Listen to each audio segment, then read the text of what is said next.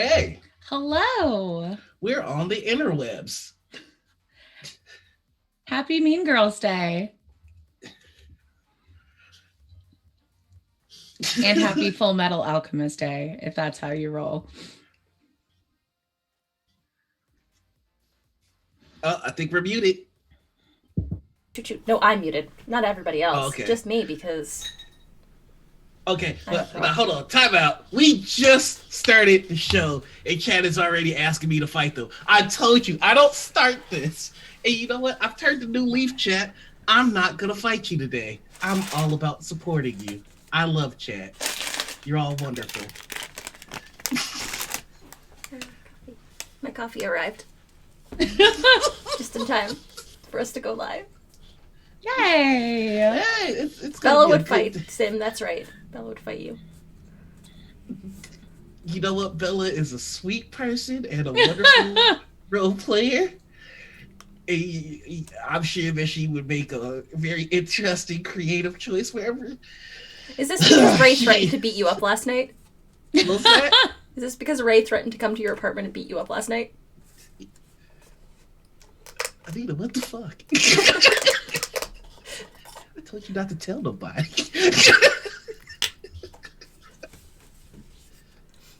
Bella is an absolute sweetheart, and we had such a fun time last night playing Coven. That was such a good game. Yay. I'm so glad. I was sad I couldn't watch it. But Like, I'm really excited to watch the VOD. yeah, Uh, say like I also missed it, so I need you to tell me all about it. I'll tell you all about it after we do our intros briefly. So, who are we? Where can we find us? What are we doing? I'm actually trying to do some semblance of structure today. I'm going Oh to yeah, force this because show onto the rails. last week was a cluster. Last week was real disorganized. We spent like 3 hours and we never even got through the intros. Nix was here last week, right? Last week it was Chris or Break Right, Dystopia. dystopia. Oh, okay. Another Chicagoan. Yeah, We've got a lot of people from Chicago on this show, I've you realized. goddamn right. If You it get was one of by us, you get all design of or us. by choice. We roll deep. Good You were doing morning. an intro. Good morning, Sim. Good morning, Sphinx. Good morning, Lauren. Good morning, Dorky Teacher. Martin, it's good to see you. Martin was in our game last night. Good morning, Peak Hider. Good morning. Oh, that's just Angry Nerd Girl. Good morning, Soul for Your Wolf. And good morning, Black Dahlia Rose. I also saw a question from you in chat, and we'll get to that in a bit. Yeah, this is Morning Ritual. This is the TTRPG talk show that is generally super chaotic, but I'm trying something new today. We I are admire it. I The will- only show on Twitch. it is the only show on Twitch. It is the best show on Twitch. You hear that? You hear that critical role? We coming for you. Please don't say that because we might. I don't know. It's my dream is to get one of them on the show, but probably would never happen. Hi. Noir, why don't you tell us who you are, where we could find you, what you do? Hello, I'm Noir. I am a streamer here on Twitch. You can find me under The Noir Enigma. You can find me on Twitter as The Noir Enigma. I am in a cluster fuck ton of shows. I'm literally in one Monday through Sunday, actually. So let's go through them. All right, starting with Monday, we've got bi-weekly or no monthly actually Dr. RPG, where we take in your characters questions and we answer them in character. It's very much like Dr. Ruth. Also on Monday, lessons in deep magic, because who needs sleep? Tuesday I also and that's going to be on Kobo Press, the Press's Twitch channel. On Tuesdays, you can find me over on LFM Network, where I play Rupert, a teenager in college who also has a parole officer. So that tells you basically everything you need to know about him. It's Degrees of Madness. It's me and Laugh Love Lindsay and the team from Perception Studios. So yes, that's me, a DM, and two puppets, and it's awesome. On Wednesdays, you can catch me bi-weekly on Last HP Hero for a Curse of Straw game. On Thursdays, I'll be starting a game over on Val's channel called The Secrets of Inglewood Academy. It is a Monster Hearts 2 game set in the Second City, my Second City setting. And there's going to be tons of thirst. On Fridays, you can catch me on Chromatic Chimera for Bloody Portrait, where I play Davos, a manhole. And then Saturday mornings, you can catch me right here on Morning Ritual. And then Sundays, to round us out, Dungeons and Deep Dish, a one-on-one interview show that ends with a one-shot, and then monthly Second City Saviors right here on Critical Misses, where we play Mask with a team of superheroes set in Chicago. So that's me. Jess, as our guest, why don't you tell us a little bit about yourself, where we can find you? Hi, I'm Jess. I'm AngryNerdGirl down in the chat. I write games and supplements and stuff, and I stream them on my channel, AngryNerdGirl. And I don't stream it on. I was supposed to be like, but really just that channel. And you can watch them on Tuesday. I stream Paws and Claws, The Lost Tales of Pugmire. And on Fridays, I stream Three Flings, The Adventures of Three Tieflings Going Through the Uncaged Anthology. But basically, if you want to see any of the stuff that I write, check out my website or anything that's on my Twitter handle. I'll link to it. It's all there. I write a lot of stuff. And in real life, I'm a social worker, therapist person, so I do a lot of mental health stuff too. The second person with like focus in like therapy, we had previously Ryo Massa on the show, and he did a dissertation on the therapeutic properties of TTRPG and roleplay, which was really interesting to get into with, but mostly we talked about anime. Yeah, I love that. There's a couple groups that specifically, like the Bodhana group specifically does TTRPGs for kids with autism and other therapeutic uses for it, which is cool. Yeah. Because it teaches you empathy and sympathy and like the ability to express emotions in a more safe environment without having to worry about acting out or being chastised for it, I suppose. Mm-hmm. Yeah. Hi, everybody. I'm Anita. This is my channel. This is a show that I do on Saturdays. And I see that Noir's actually on his best behavior today. He hasn't, like, yelled. I think it's just killing him right now just to not say anything to the chat or... I don't know what you're talking about. I've turned to do Leaf Humble. I want to be a positive influence, and that means not fighting chat. Also, I just wanted to say real quick, I love Pugmire. Like, it's just so fucking Pugmire's so cute. You should come hang out with us on Tuesday if it doesn't interfere with your 200 streams. Right?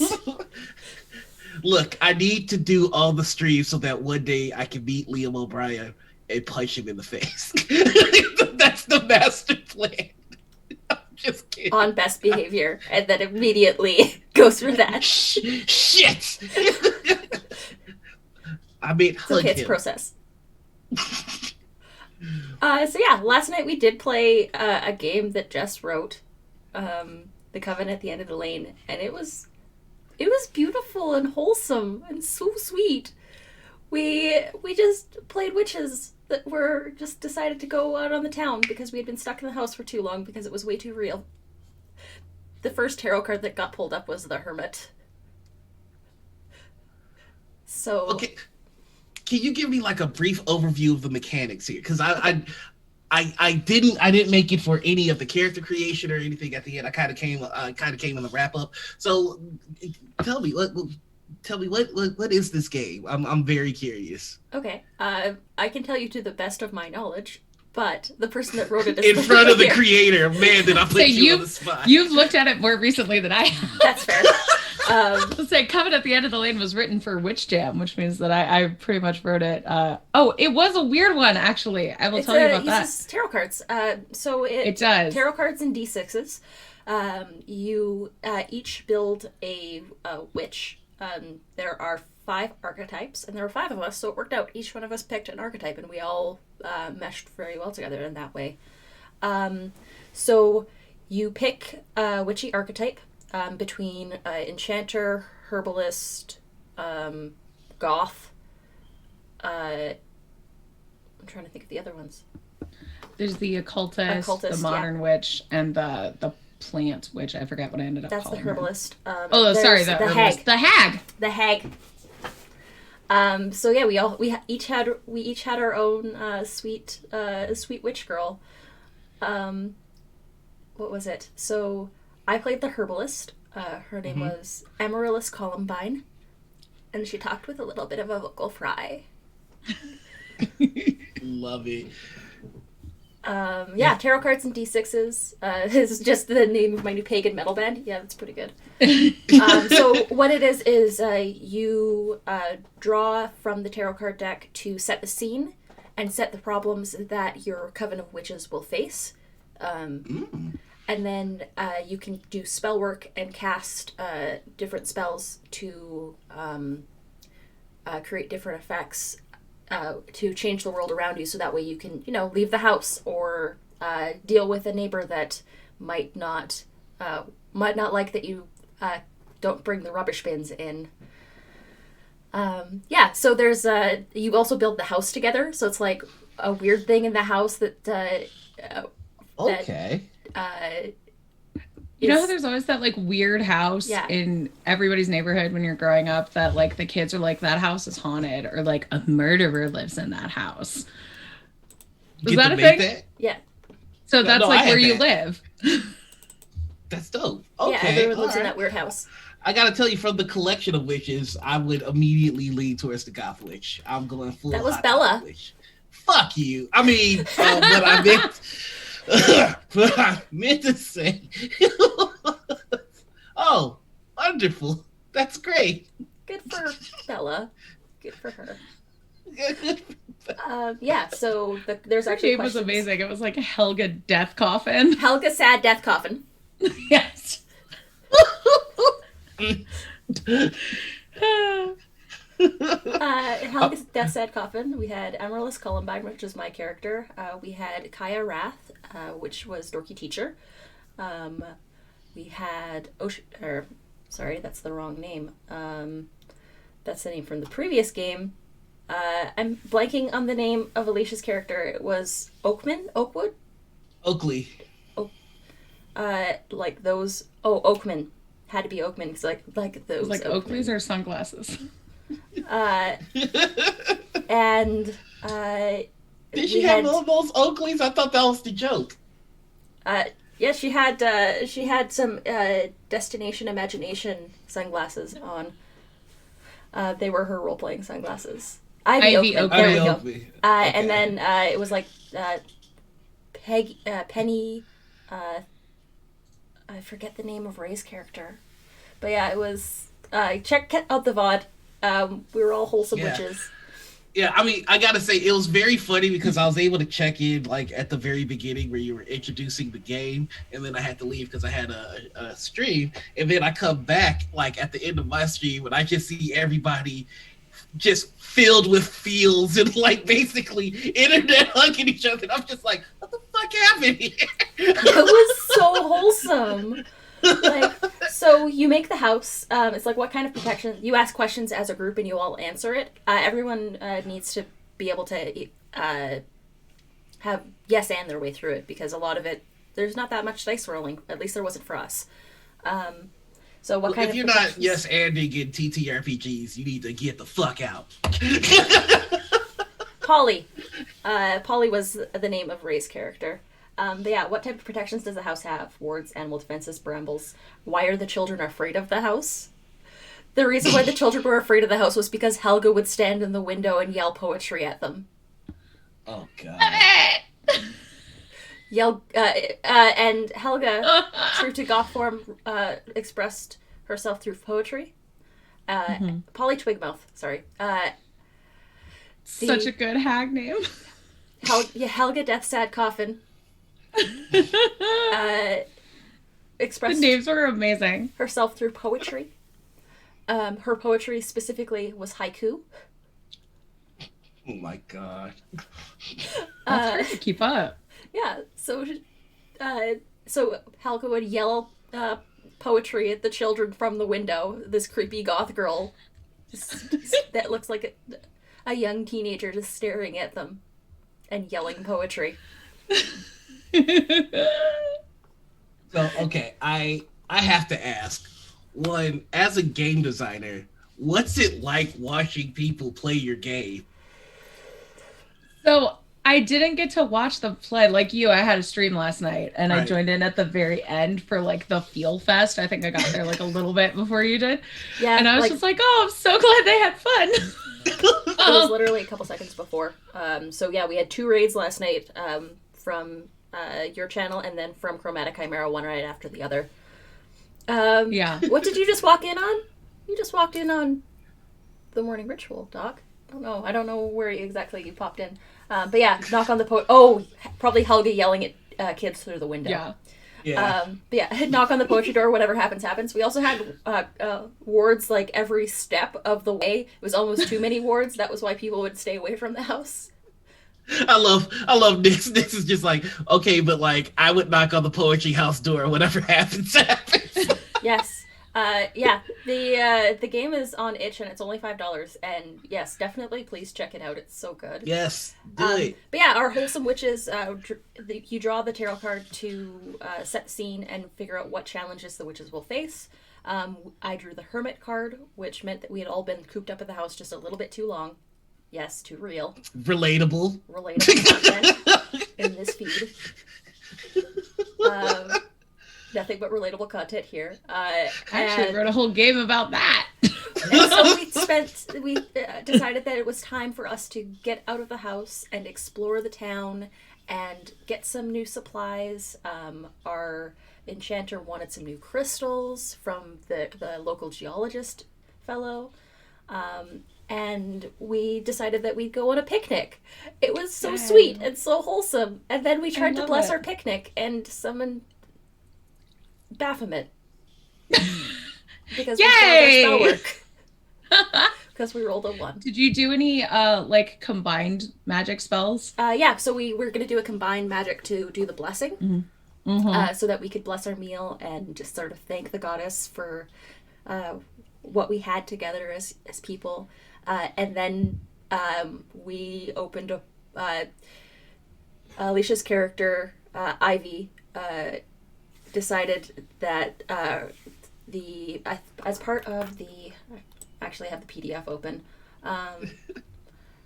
As part of the occultist, there's that veiled danger, and the veiled danger was Pandora's box. So... Wait, what? So as part of you get like a synergistic goal, or like every witch has like 3 different things, or like has a goal, something that can harm them in some way, like a loss or something that is in the background that's a dangerous. So yeah, Alicia's was Pandora's box for the veiled danger. The synergistic goal I think was I can't quite remember, but yeah. Yeah, the veiled danger was Pandora's box, so as part of failing the spell work by rolling a 1, we also rolled a 1 again, which... Oh no. ...is the worst thing that can happen. It is. Spell backfires. Each witch takes the effect of her own casting upon herself. So, like, I had summoned all these woodland creatures to sort of, like, come in and help us set the scene. Did they attack you? Yes. They went a little feral. Aww. One Baphomet, very friend-shaped. Yeah, and your synergistic goal was to connect with Hecate. That's right. Connect with Hecate, and then, yeah, the Veiled Danger was opening Pandora's box. So, yeah, so then we decided that we'd all do a spell because my character has, as the herbalist, the profound loss was the loss of, like, had this plant specimen that was the last of its kind, a rare rainforest flower that doesn't exist anywhere else, and it died. And she's like, I can't let that happen again. we need to save this city and the world because of all the plants die as a part of, like, I'm okay with nature reclaiming the world. Oh my god, you're poison ivy. I'm totally poison ivy. I was 100% poison ivy, but with a real bad Valley Girl accent. Valley Girl, poison ivy. I mean, love it.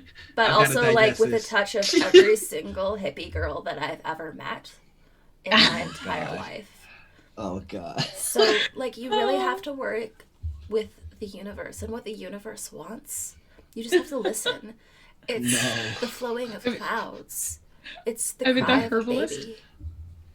The herbalist was my, like, cottagecore witch, basically. Oh yeah, yeah. A poison ivy, but just kind of just a wholesome plant gay. Yeah, that was Amaryllis. Yeah. My favorite thing about 2020 is just how wonderfully we can use the word gay now. It's just such a I love that. Wholesome plant gay. That needs to be on a placard. I think that would be a good shirt. Like one of those, like the Void merch store would have wholesome plant gay as a shirt. But yeah, so then we all cast a spell again to close the portal, the rift that had been opened. There was another one that was rolled. But we rolled a 5 and we fell asleep. Each one of us rolled a die. The only one to have a prophetic nightmare was Martin, or Dorky Teacher's character. And as a result, their character came out to the coven as trans. And wow, we all shared this wonderful moment where they were afraid that the coven would reject them because someone that they loved so deeply and so purely and so wholly rejected them when they came out. And as the coven, we all came together and we all bonded and hugged, and like as people we all bonded and hugged, and it was beautiful. It was wholesome. It was like my entire heart got ripped out in that moment and then like stitched gently back together and shoved back in my chest. Don't fuck around with my feelings. Yeah, you fucked around with my feelings. There was some tears. Like legit tears. It was beautiful. Yeah, Jess, you did that. You did that. Y'all did that. You helped facilitate that because you made this game. And I kind of love that because initially, so Coven at the End of the Lane was a weird experiment that I did because on my Patreon, the patrons had said they wanted more like behind the scenes writing stuff. And so much of my stuff is under NDA, but since I was doing this for like Rainbow Jam and for Witch Jam, I was like, well, I can show you this. But because I'm also kind of lazy, I didn't want to like screenshot stuff of like, this is the process. So I just gave my patrons access to the Google document where I was writing it. And then I was terrified because I was like, y'all could actually be watching me while I write and watch like all the things that I fuck up while I'm doing this. So like my patrons got to watch me write from like outline to finished layout project because I do all my layout in Google Docs. And, no shame there. The tools work well. Good. Yeah. I mean, I think you just sold me on your Patreon because I'm trying to do the designing thing myself, and it's just like there's I don't know where to start, and I always admire people that like can crank out not only constant content but good content. So sometimes for my jam stuff, I'll just like sit down and write it all in one night. But since I knew people were like watching, I was like, I can't really do that. So like I'm actually gonna lay stuff out, or I'm gonna do an outline. And then I was like, oh no, I need to like do good writing because they're gonna check in. I need to be a writer while I'm writing this game. So it was kind of nerve-wracking going into that one because usually I just like throw crap onto a page and then I'm like, here's my game, please buy it. I made a thing. But yeah, that one, it was really scary to write, but it ended up being really fun. And I wanted to hit all of the witch, like, not all of the witch archetypes, because obviously there's so many from like the like Caribbean islands and from like the Philippines, Southeast Asian witches, and I am not the person to write that. And because it was for like a jam, and I was writing them in like a week. Yeah. I didn't have time to get. Yeah. So like, had I more time, then yes, that would have been like a sensitivity reader thing. But since it was just me, I was like, yeah, let's think about, what do you think of when you think of witches? So we've got the hag, you've got the crystal new agey modern witch, you've got your cottagecore witch who loves plants, you've got your goth like teenager who loves the craft and heavy metal music and is like the craft the whole time. And it's like, I made this poetry with my own blood kind of witch. And then I really wanted like kind of the occultist was basically me trying to do the tarot reading fortune teller witch from like Dracula and gothic horror without fucking it up and doing something really offensive for the Romani people, because I was like, well, a lot of people read tarot, so it doesn't specifically have to be that. But so many times there's whenever in a gothic horror novel they go somewhere and there's a witch there who's like, oh, look out, there's danger here. So I was like, yeah, like the tarot reading witch would definitely like have some sight on the undead. So that's how I made the occultist. Mm-hmm. And I initially assumed they were all women and then went back and changed that because I was like, that's dumb. Anybody can be a witch. So I'm glad that you had a trans story in there. Exactly. Yeah. I'm just going to look at comments real quick. Such a mood when I do short stories over caffeinated and just bang up the whole story in one go. And that too. I don't know how y'all can do that. Like, I've tried that. ADHD is a hell of a drug. It's called hyperfocus. I load myself on caffeine and I sit down and then somehow I end up somewhere with no pants on. Like, it happens every time. TTRPG pitch from Doc, a game where you play a robot that pushes any uncomfortable feelings deep, deep down. Oh, no. Oh, no.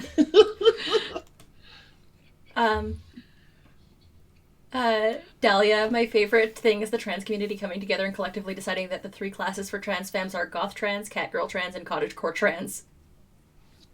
Yes. Dahlia, you also had a question earlier on in chat. What would you like to see in a horror TTRPG, either a currently existing one or a new one? Take out the sanity mechanics from Call of Cthulhu, please. 100%. Thank you. Anything missing from horror RPGs? Yeah, I agree with that. Get rid of sanity and honestly stop using mental illness as an excuse for a murderer.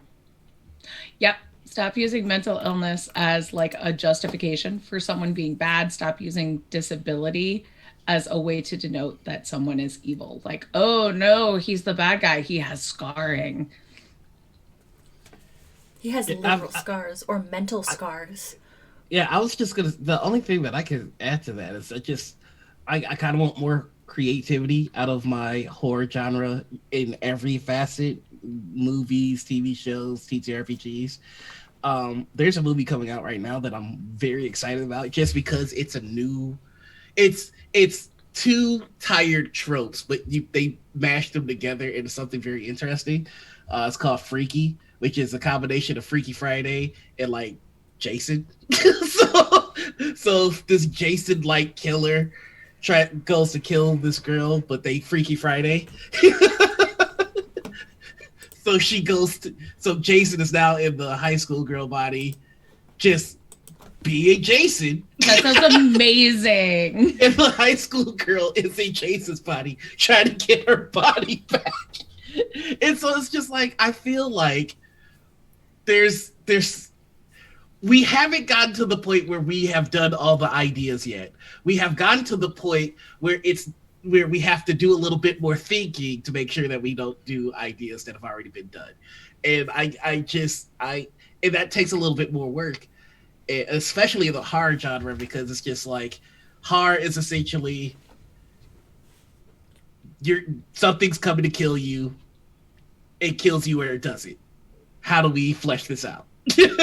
Yeah. So Fate Mythos horror setting got rid of their sanity mechanic. Yeah, I'm cool with getting rid of that 100%. Just, yeah, you don't need it. You can make things creepy and you can make things spooky without having to without having to say that your murderer is mentally traumatized. And a lot of times it physically acts traumatized. for like characters taking sanity damage. It just acts as another like hit HP pool anyway. Yeah. So like if you want to track HP, just track HP. It doesn't necessarily Divide up your HP. Exactly. I'm running a game jam right now called Fluffy Horror Jam, and there's like 20 games submitted there. So if you want some weirdo, creepy, adorable games, go check those out. I haven't written one for it yet because I'm a bad jam host, but mood. there's a lot of really cute things in there that are also very disturbing. I ran a wholesome RPG jam, and I did not submit my jam. So it was wholesome. It's too many games rely on violence and mayhem to make mechanics, or like chaos as a mechanic. So let's talk about games where it's like a dad baking cookies for his kids, or like some middle school kids trying to put on the best production of a play that they can, but they're all the understudies. That was my idea that never got finished. Oh my gosh, I love that. Yeah, wholesome game jam. I know. I think. Oh, go ahead. Oh, you can go. I was just gonna say, I think it kind of shows what kind of person that I am. Where you were talking about wholesome, and I was just like, "All right, brain, wholesome idea," and all I heard was, just nothing. Just a tumbleweed. Just rolled by. Clockwork Vines, a Freaky Friday type episode with Bella and Noir swapping. Yeah, we can make that happen. No, we can't. Yeah, Zweihander uses peril instead of sanity for role-playing means. I like that. Yeah, I like that too. I was gonna say, think of wholesome things. Wretched and Alone games are generally pretty tragic. I wrote a weird one where your cat might be an alien, but Luciella Scarlett wrote a pretty wholesome one where it's just the steamed ham skit from The Simpsons. Your friend is basically making you steamed hams, and that's the game. Or a group of witches who just want to hang out and have a picnic. Yep. Yeah. There was a part in the game where Ray or Polly Twigmouth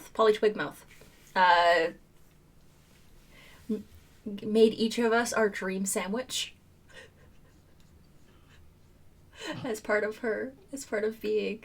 Because the hags are good at cooking. And she loved wooden trinkets. My character, who was like a little spacey and a little out of it when we were at the store picking up supplies, grabbed something for each character. Got a grow your own crystals kit for the occultist, or for the enchanter. Got a My Chemical Romance vinyl LP for the goth. What was the other ones? I have a My Chemical Romance LP. Yep.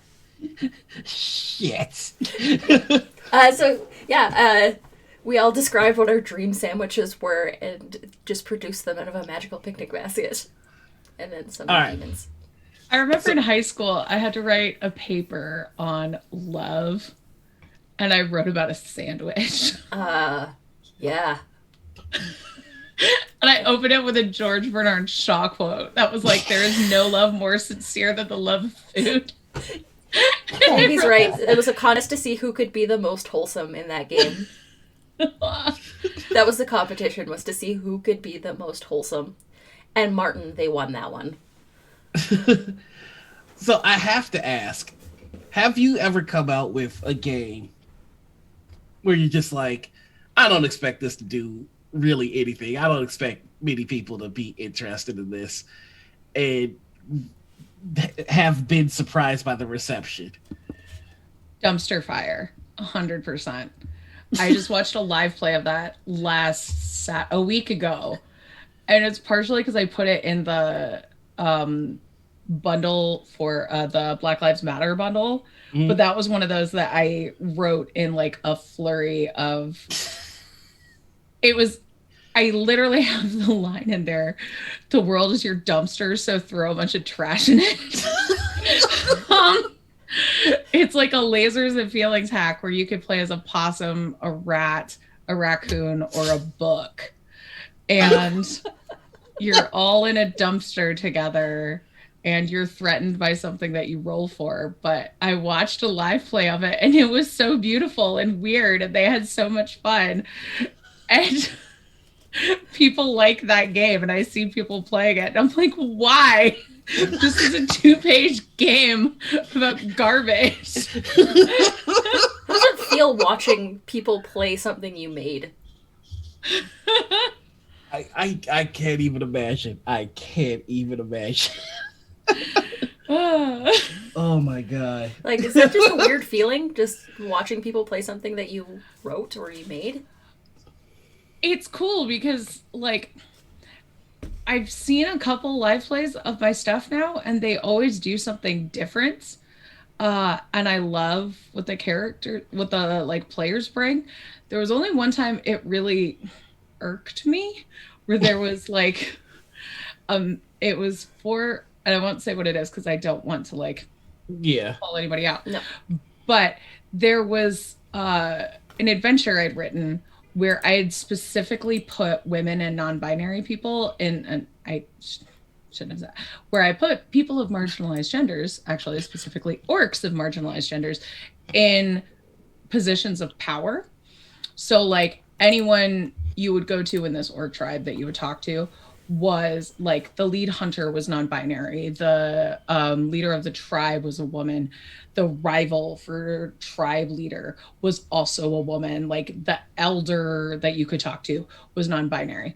And I watched a live play of it and the DM had just made them all men. And I was like, and then introduced another male character who could kind of like explain everything. And I was like, okay, like that's cool. I guess. So like everybody had a lot of fun with it, but I was also like, it sure is neat that you couldn't have any ladies in charge in your game. Sure is telling. So that made me a little bit sad. Yeah. But the players did great things with it and it was very cool. It was just something where I was like, I mean, a lot of people had like gender neutral names. So I was like, maybe he just interpreted them as men and ignored the pronouns that I put in there. But it also... No, that's a choice. That's a choice. Yeah. There is... It reminds me of this Reddit thread that I saw once where Dungeon Master had taken one of the pre-written modules from AD&D and just as an experiment switched all the male NPCs with female NPCs. I remember reading about this. And the players did not know what the fuck was going on because this entire village, every single NPC was a woman with the exception of one tavern maiden who is now a tavern man. Yeah. And the players were like, there has to be some sort of conspiracy going on. There has to be something wrong with this. Like, what is going on in this town that there's only women? But you don't notice it when it's the other way. Yeah. No, that's absolutely So I gotta tell you, Jess. I'm writing some stuff for my setting, and I'm just imagining somebody doing that, like doing the whole switching gender and race and everything, and kind of infuriating. Like it's just you handle it much better than me, because it's just like that's so disrespectful. Like I'm actively very upset right now. Like, oh God, that's a thing that could happen when this comes out. I mean, once it's out of your hands, it's in the It's world. out of your And the hands, yeah. DM can do whatever they want with it. I didn't think about that. And that's what he wanted to do, which, like, Oh shit. cool. I'd be a dickhead. I would have been all up in chat like, bro. I did at one point when the like new male orc elder showed up. I was like, "Who's that?" But Bro, I'd be petty as shit. 100%, Dahlia. I 100% feel like authors of games should be able to jump into chats of people streaming the game and be like, "Hi, author here. You suck. You shouldn't be able to play my game." Harsh. Like every day that passes, I understand Swordfall a little bit more. Oh, I get it. I get it now. Oh man, yeah. Who's That's this motherfucker here, right, Sphinx? and like I didn't want to ruin it because the players were having such a Right. good time, That's and the like thing. they didn't know.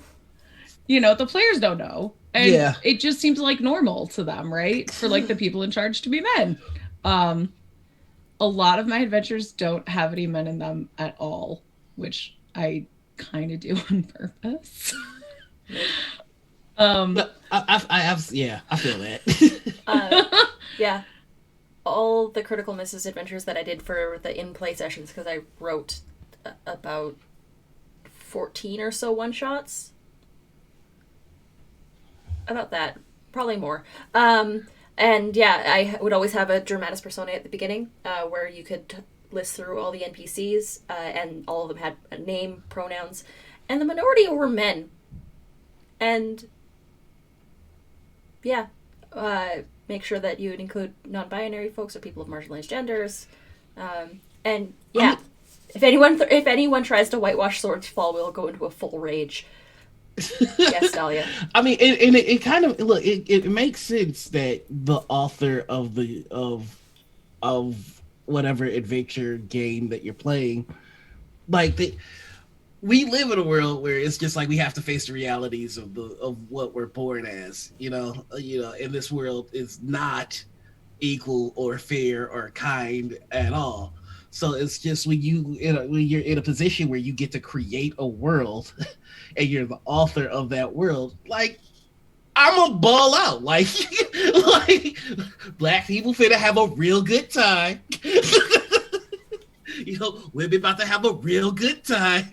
Non-binary people about to have a real good time, and white dude's gonna be corny. Like that's just like that's how it goes. It's because how many times do you watch a movie or something where there's that black token or that female token, and they play to serve up the token aspect of it. So it's just like if you're creating something, you're finally in a position to switch that around. You goddamn right, I'm gonna have Chad Bryce Bradley. Hey guys, I don't know that. We're going the full way. Like. Oh, was that the Saint from The Second City Saviors? Yes, that's exactly who it is. Saint is basically me making fun of Batman fans. I hate Batman fans. I don't hate Batman. I hate Batman fans. I actually wrote a version of Batman into the Secrets of the Zentarum as like an antagonist, and it's called the Shadow Knights. And it's like the Bat family, and they're all trash.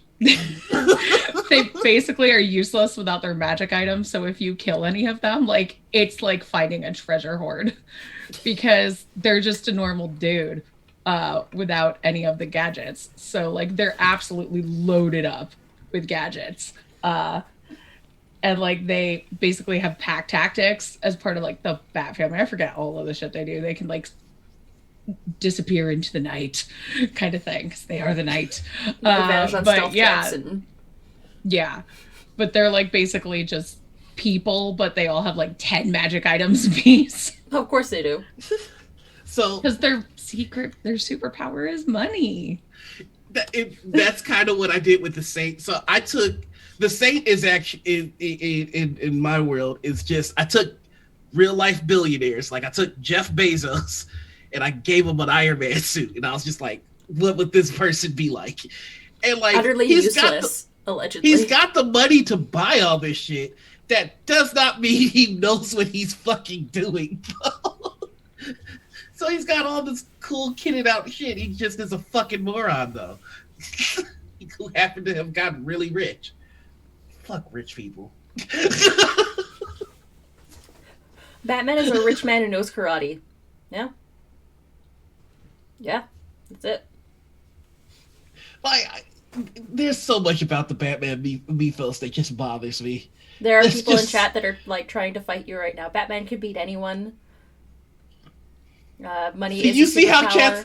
chat is working real hard to get me to fight them, but I'm just gonna say I will agree to disagree. Alicia says, "Wibbity wobbity, fellow human."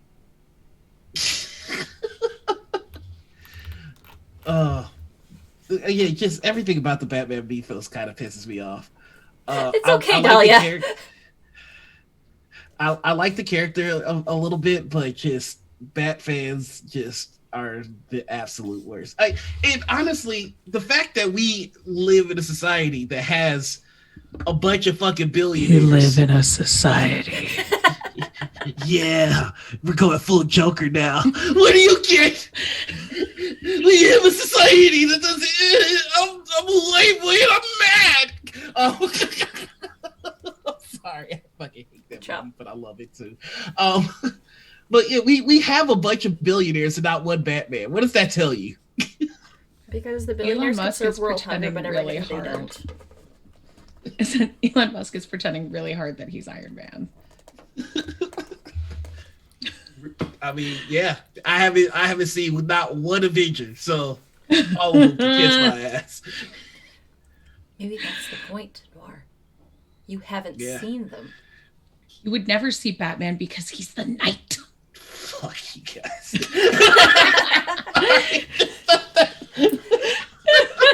Sphinx is a Batman fan, but does not mind this conversation. Okay. How Batman just takes in vulnerable children and grooms them to be his partner. Oh, God. You can't think too hard on that one.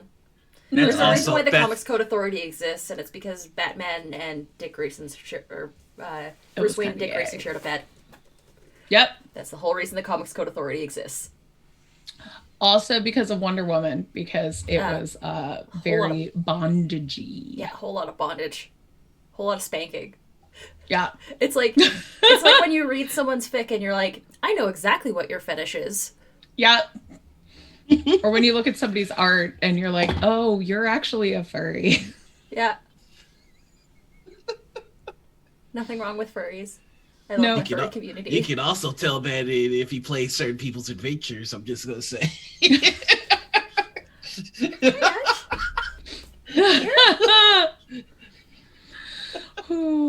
She has arrived, the stream cat. She's here. Everybody who does a little bit of designing just got real nervous at that comment. I was actually, oh, baby kitty. Hey, it's Ash. Hello, stream kitty. Elon was asked, he said he's a supervillain since he would nuke Mars to jumpstart greenhouse effect. Is that science? I don't think that's science is. I don't know. Man, I'm over it. Listen, all of Elon Musk's ideas came from someone else. Don't at And me, all his Elon money fans. came from apartheid. Yep. Yeah. But he lifted himself up from his bootstraps. No. Bootstraps of white supremacy. Yep. Yep. Big old sip of that coffee cup. I love your kitty so much. She's a sweetheart. Nuking anything is bad. That's science. Science. Elon is the modern day Edison. That is not a compliment. Yep. Yeah. Yep. That's actually that's legit. Yo, I dig it. I mean, if somebody offered me a Tesla, I would still take it. But like Elon is totally evil. Yeah, Edison was super evil. All that. You're good. You're good. He electrocuted an elephant. He did. Electrocuted an elephant. He stole most of his good ideas from Tesla. Which is hilarious that Elon Musk's biggest corporation is named after someone who had most of their ideas stolen. Because appropriation doesn't end, baby. It just gets rebranded. I'm thinking of Hamilton lyrics with the word appropriate. Huh? Takes and it takes and it takes. Look, I just got Hamilton out of my head. Do not start with me again. Instead of death doesn't discriminate, it's something doesn't appropriate. It takes and it takes and it takes. Do you know how long it takes to electrocute an elephant to death? Yeah. I would assume it depends on the wattage and where you put the I think it was a very high wattage. They were trying, but I don't want to think about it because I like elephants. They think we're cute. They're sweet. God damn it! You got me writing a whole like fucking Hamilton song about white people appropriating cultures. Oh God! My brain is going and I can't stop it. God damn it, Anita. Anyway, you're welcome. Speaking of, isn't Columbus Day coming up? Oh God. So there was a protest that happened like maybe a month ago.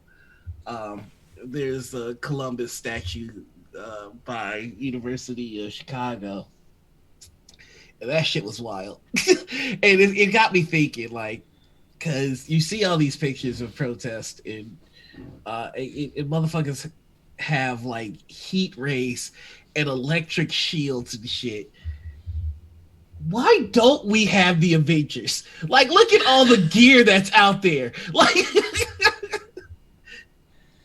the gear is being used to beat us the fuck up, but like, you know, if somebody could just turn that shit around, it'd be pretty dope, don't you think? I don't know. I just this is stemmed off of a high thought that I had last time I got really cooked, which was like, I think we could save humanity if for 1 week rich white people were treated like black people.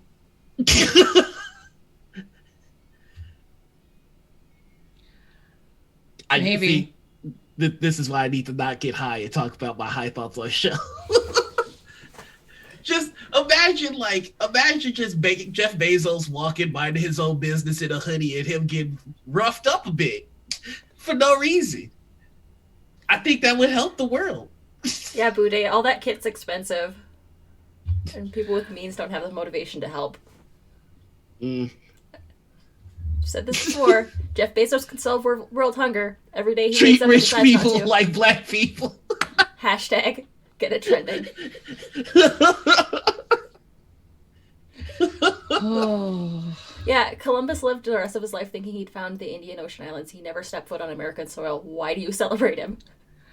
We celebrate him because a president wanted votes from Italian Americans and wanted a famous Italian. And they were like, hey, Columbus.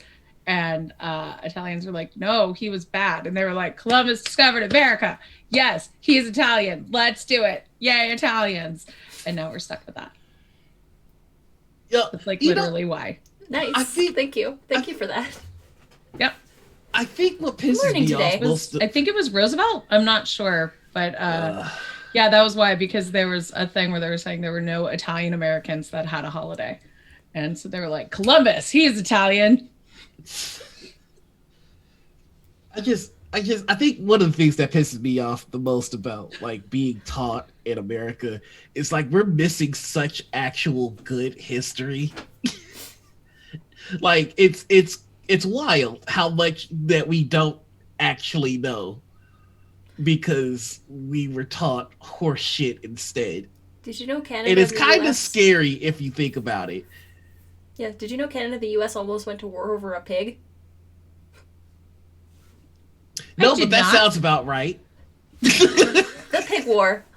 The San Juan Islands belong to the United States now. They used to be, well, British at the time, until an American farmer shot a British pig. Of course, we would be the ones as a that result, antagonize. Was it a there pig was or a a big feral escalation in hog? hostilities. The Royal Navy was called in. The American infantry was called in. And it ended up with the San Juan Islands being gifted to the States because the Britain didn't want to cause that much of a fuss. Yo, And- did we punk Britain? Like, I'm sorry, that's the American in me. Like, that's right. Y'all should have been talking shit. That's our pig, motherfuckers. We out here, USA, USA. Yeah, shot a pig and ended up getting the San Juan Islands out of it. And that was actually one of the first things that led to, or one of the contributing factors to Canada wanting its own national identity, because if they were in charge, it probably wouldn't happen that way. Because the people that were there from the Hudson's Bay Company were like, no, this is wrong. This is still, like, we still have a post here. Why are we giving up this land? And the Crown was like, nah, just leave. It's fine. We don't want to. We don't want to anger the Yanks. Eggs? No, Yanks. The Yanks. There we go. Yeah. That's The pig a war. real nice The island more over you know. there. It'd be a shame if somebody were to liberate it. Y'all over there looking like you could use some freedom. Oh. Oh no. Oh, I Dahlia. just learned sad things from I just learned Dahlia. a real sad thing from Dahlia. Oh fuck. Yeah. Mokusatsu, the Japanese term, doesn't have a direct translation, but roughly translates to kill with silence. Modern Japanese means silently accept, but the archaic translations mean to ignore. Jeez. The U.S. in World War II told Japan to surrender because they had the nukes. Japanese responded with Mokusatsu, and the Russia translated, they nuked a country that surrendered twice. Yeah, well, Well, welcome to Morning Ritual, everybody. Oh, real sad. oh, fuck. We went from wholesome to sad. Real Jesus quick. Christ. Welcome to the dark roast, everybody. we're starting with dark roast today. Jesus Can fuck. we fix the sad? Yeah, let's fix the sad. Let's fix the sad by shitposting. Do we want to talk about that guy? Is that a thing? The catacorn. The unicorn. It's so The cute. I'm catacorn. trying to find something cute on my desk. Ash is I in got here. Dale Cooper. Sometimes he's angry. Angry. We got Dale. I got a Twin pixel link. Peaks, baby. Oh, those are cute. A little pixel link. I've also got stickers on my desk that still need to get sent out to people. Like this one. Oh, that's a cute one. I love that one. It's my little emote. That's in. It's the yeet mode in chat. Yeah. So, what was this about shitposting? So we have a segment of the show that we go into. That guy. Would you like me portion. to introduce it? All right, do it. All right, so if you are at all involved in TTRP, in the TTRPG community, you've played TTRPG games, chances are that you've had the unfortunate experience of bumping into a that guy. That guy. That guy doesn't necessarily have to be a guy. Most of the time it is, however, but they are basically a black hole of fun at the table. There are many different types of that guy, but generally the one thing that they share in common is that they make you wish that they weren't there. Because if they weren't there, you'd probably be having much more fun. The reason that we have this segment is because I am writing a book called the That Guy Bible, how to identify and quell that guy at the table, so that new people in the TTRPG communities can quickly reference this tome to find out not only if they are dealing with the bad guy, if they have to reach for the book, chances are they are, but they need to be able to identify what kind of bad guy they are and how to deal with it. Or if they them. are that guy. Yeah. Well, we don't. Let's be honest. We don't think that that guy is self-aware enough to go. Maybe my behavior at the table is detrimental to the fun of everybody here. So let me pull this reference to see if I'm behaving like an asshole. Flip, flip, flip. Oh yeah, I'm an asshole, and not only am I an asshole, I'm that kind of asshole. So just to give you an example of some of the bad guys that we have discussed at this table, there is my least favorite, the chick clinger. I call them the chick clinger because if anybody is playing a femme character or they are femme presenting at the table, they generally hover over that character, just like they don't trust that player to make decisions for that character, and they try and be chivalrous to the point where it's detrimental to the fun of everybody at the table. The prime example of that is a wizard jumping in front of physical damage, so that the female barbarian doesn't get hurt. So Who is raging? Who is raging? So that is a bad guy. It's very awful. If you have any experiences with that guy, let us know. You can just tell us the story and we'll get together and try and quantify what kind of bad guy he is, come up with a name for him, or if you have a name already, let us know.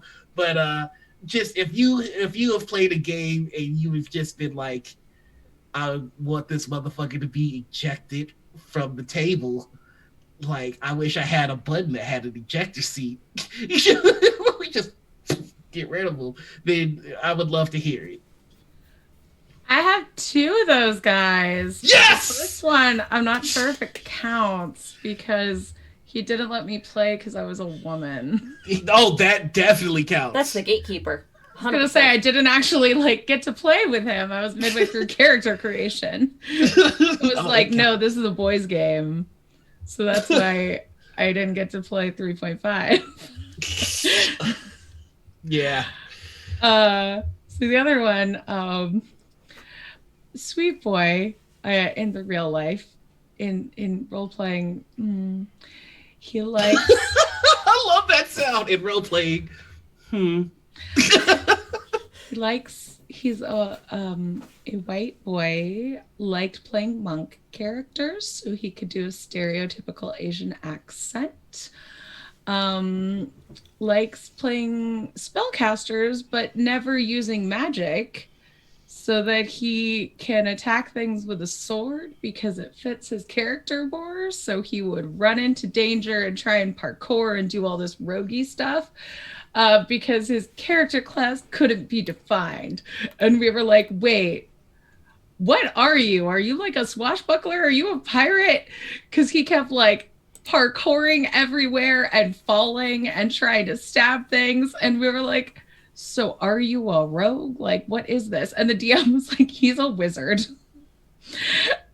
I never saw the boy cast a spell. But he did die a lot. But it suited his character of racial stereotypes. So yes. Yeah. We've got another one for the dust-colored man. So just to introduce you to a little bit of morning ritual lore, because we have lore now. We have deep lore. Deep lore. One of the bad guys that we dealt with were white GMs who could not handle describing POCs. Oh no. This was one of the bad guys that I experienced. So Describing them like food? well, to his credit, he tried to avoid that in respect. Like So chocolate colored skin and vanilla colored hair. So he started describing an NPC, and he was just like, and this, you see this tall figure with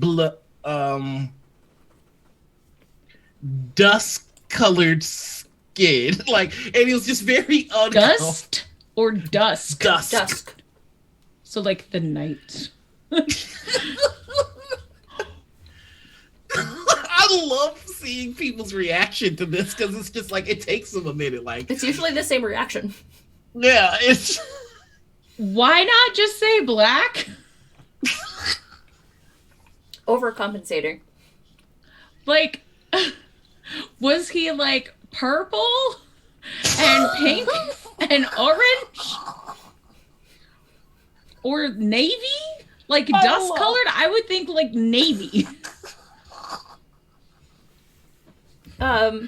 So now we have the dusk-colored man. Your warlock patron. Your new deity. Who feeds on people who step out of line with racial descriptors or accents or any of that shit. The dust-colored man will get you. Yeah, he tried doing that shitty accent at my table once, and I was like, "No, you can't do that." He was like, "Then I'm not going to play at your table," and I was like, "Okay, bye." Bye. It was like a thing with my friends. Like, I can't believe you kicked him out. I was like, absolutely, you can use the dusk-colored men in your campaigns. We would love for you to use the dust-colored man. You know what? I really do need to write the dust-colored man patron subclass. Yeah. At some point. I now have the round-shouldered man from the Secret Garden in my head, but like with the dust-colored man. Oh God, I'm trying to see about I've run into another that guy very recently, but it's like so recently I want to be careful with how. So should we quantify that guy that just is described? I'm gonna right. We should probably try and name this. Okay. I would call it the bold character choice.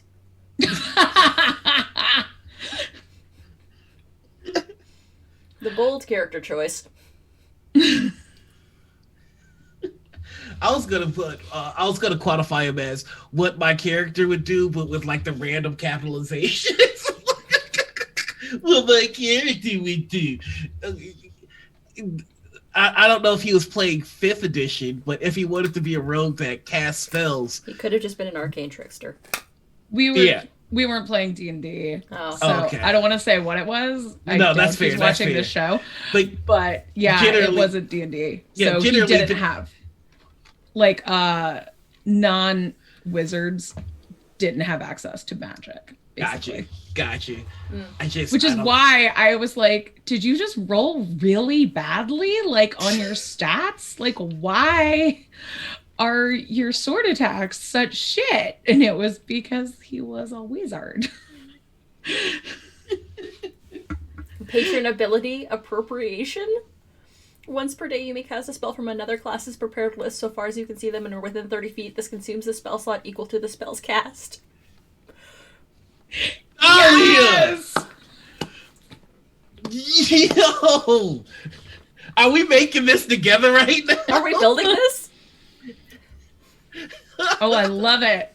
When KP was on, we built an entire subclass based around a skirt made of knives. The murder skirt. Wow, appropriation. I I love it. love it. 10 out of 10. Oh my god. Oh, The Yeah. dusk. I'm sorry. I just I was talking about this last night actually about like the weirdo lengths people will go to just not say black. Like I was explaining to somebody about inner city youths and how like technically I am not anymore because I'm an old lady, but I was an inner city youth. I grew up in downtown Chicago, but like when people are talking about inner city youths, you know what they they're mean. not talking about me. So The one I hate is urban. mhm. I'm urban too. I Right. live in a city. I was raised in a city, but you're not talking about me when you say urban or inner city. So just say what the fuck you mean. Yeah, one of my old jobs, the sales rep was black, and every single time someone came in asking for him, or they didn't quite remember his name, they'd be like, he's tall? And then they gesture to the hair for some reason.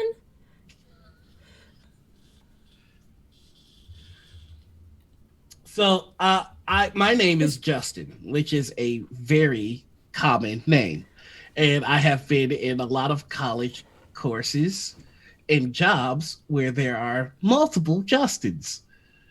Um, at my current job, there are six Justins, three of whom are black. So I always love it when clients are asking for Justin because it's very fun to watch the dance. So it's just like, all right, yeah, could you describe? So who are you looking for? Yeah, I'm looking for Justin. All right. And which one are you looking for? Well, Go he's on.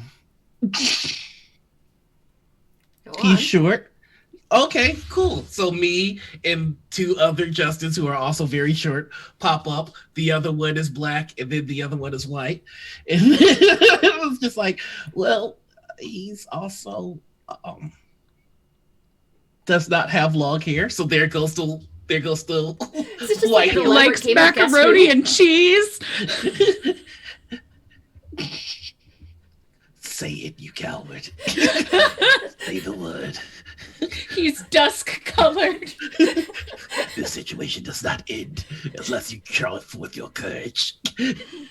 It's just a big game of Guess Who. Does he wear a Yeah. hat?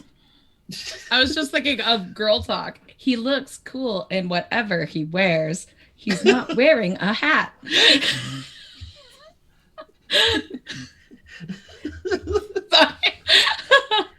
I can't tell you the not joy, but how hilarious it is when you finally get one of those people to break down and just say it.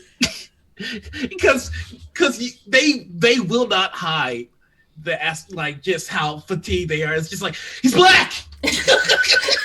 He's black. All right, that's what I meant. He's the black one. That's my favorite part. It's just like he's tall and gestures to the hair. Was his hair tall? He actually had like the fade and then like Okay. but yeah, Stacy was every single time he's just like this person's looking for you, but they don't want to say that you're black. Okay, go on out. Yeah, I just there's just I wish we had the way to share experiences with people because I just man it's there's some stuff like obviously there's bad shit, but like there's some stuff that's just genuinely amusing that I wish that I could share with people. Like I like my first time ever going to a NASCAR race. Don't ask why I was there. I've lived a wild life, but like I went to a NASCAR race and I just see this one other black dude, and he looks at me, and I look at him, and we nod. And in that moment, so much was said without a word. It was like I remember the warm feeling, which is just like if these white people wow out. We meet right here. We make our final stand. Like we were prepared for Hell's Deep, just in a nod. And I like this. There's little shit like that. That's just amusing. And I feel like, man, I feel like every aspect of what makes you who you are gives you insight to little moments like that I might never know. Like, so I don't know. I just wish that we could all share experiences more openly with each other. Cue the Ralph Wiggum meme. I'm in danger. Yeah. I'm in danger. I'm in danger. There we go. Thank you for that soundboard. All right, so here's a question that's kind of taking a left turn from everything here. Here we go. If you could mix any two franchises and make them a tabletop game, what two franchises would you mix? That's a good question. That's not a question you could just spring on me. That's a tough question. That's a hardball question. Yeah, I don't come to play games, all right? This is some fact-finding, hardcore journalism right here. Yeah, because it's easy to just take like one thing and put it like I would love a She-Ra game. Teletubbies and aliens. Well, that would be nightmare fuel. But that sounds perfect for Fluffy Horror Jam. That does Please sound make perfect that. for Fluffy Horror Jam. Oh, It's it's tabletop RPG. So Ditsy, La La, Alien Queen. I was just imagining the chest bursters coming out of the TVs. Oh my god! Yes, yes. I'm sure that there's a mashup T-shirt somewhere Yeah, that someone has done. If not, then we need our artists on this channel to get to it. Oh, For me, Go for it. I've got mine. If y'all want to hear it. But, yeah, go. Supernatural and Highlander. Oh, That's good. That's just like That's an two urban shadow setting. So there's two things I haven't seen, but I heard really good things about. Serial Experiments Lane and some horror franchise. Serial Experiments Lane is good. Like, Yeah. it- And some horror franchise, but which one though? Superlander. Serial Experiments Lane is essentially like Black Mirror before Black Mirror. I was gonna say, let's see, Bigata HK and Food Wars. Bigata HK is such a good anime. I don't know anything about it. It's the best ecchi anime in the world. I have one. Okay, what you got? Nancy Drew and Penny Dreadful. Ooh, good answer. That's so good. Good answer. Solving mysteries with all sorts of like creepy stuff going around. Yes. Like creatures that don't know they're monsters but are monsters. Or maybe they do know they're monsters. Speaking of Penny Dreadful, last Maybe night they're not the actual like problem. Nancy Dreadful. Yes. Speaking of Penny Dreadful, last night the tarot cards that I used were the Oh, nice. were my Penny Dreadful tarot cards. I didn't know they sold those, but that makes perfect sense that they would. Comic-Con exclusive from 2013 when I went. Mortal Kombat and Call of Cthulhu. Ooh. I am here for it. I'm gonna go in a bold new direction. I'm gonna go Farscape and Buffy the Vampire Slayer. Ooh.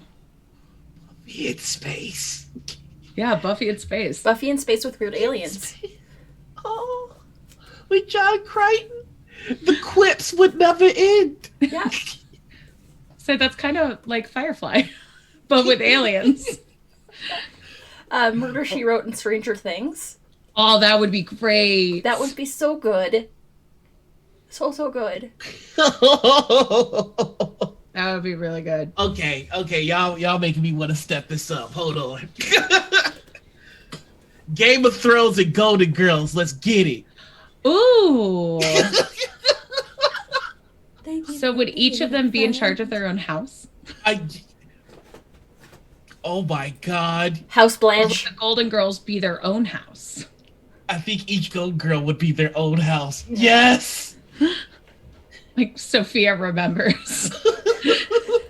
Or maybe they're all one house, you know? Their house saying, thank you for being a friend. Their sigil is cheesecake. Highlander and Golden Girls. There can be only The one. only one. Thank you for being a serf. Oh. Oh my god. I actually think this is gonna sound really, really bonkers sauce, but like Jurassic Park and Game of Thrones could be really fun if they're like genetically engineering dragons. You know what? I've got another one now. I swear, I could do this for hours. This is my favorite kind of thing. Friends and Saw. You just want to chop up the friends. RuPaul's Drag Race and Lord of the Rings. Sauron, chassé, away! Now throw that bitch into the fire! You better work, bitch! That's like dragging Frodo to the mountain. Yo! I think we have a winner! I'm sorry!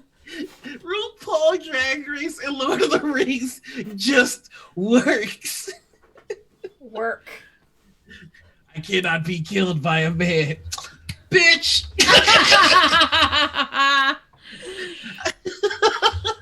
I have no man. Dorky Teacher just won that one. Lord of the Drag Race. I really want somebody to write that game now. What would your stats be in that game? Oh shit. Okay. One does not simply sashay into Mordor. I mean, wouldn't you just need creativity, uniqueness? Yep. I don't What care is the how, N? I forget. And talent. but work has to be a stat. Yeah. Yeah. See how hard you can work. Charisma, it, uniqueness, nerve, and talent. Thank you, Yeah. just Dorky Teacher. I haven't watched the last few seasons of Drag Race. Yeah, you do need a stat Oh for work. Work, I think, is going to be your HP bar. Yes. Yeah, charisma, uniqueness, nerve, and talent are your 4 stats. Yep. You have your work stat is your probably HP, how much your work HP. you could do. My Girl, guess- that ring is so god. Stat for work. Just be like, girl, look at your feet. Look how furry your feet are. I want this game. I want this game so bad. Can we get RuPaul on the phone, please? Work is a consumable resource that you gain naturally that can be used to boost a roll. That's we my go. girl. You better work.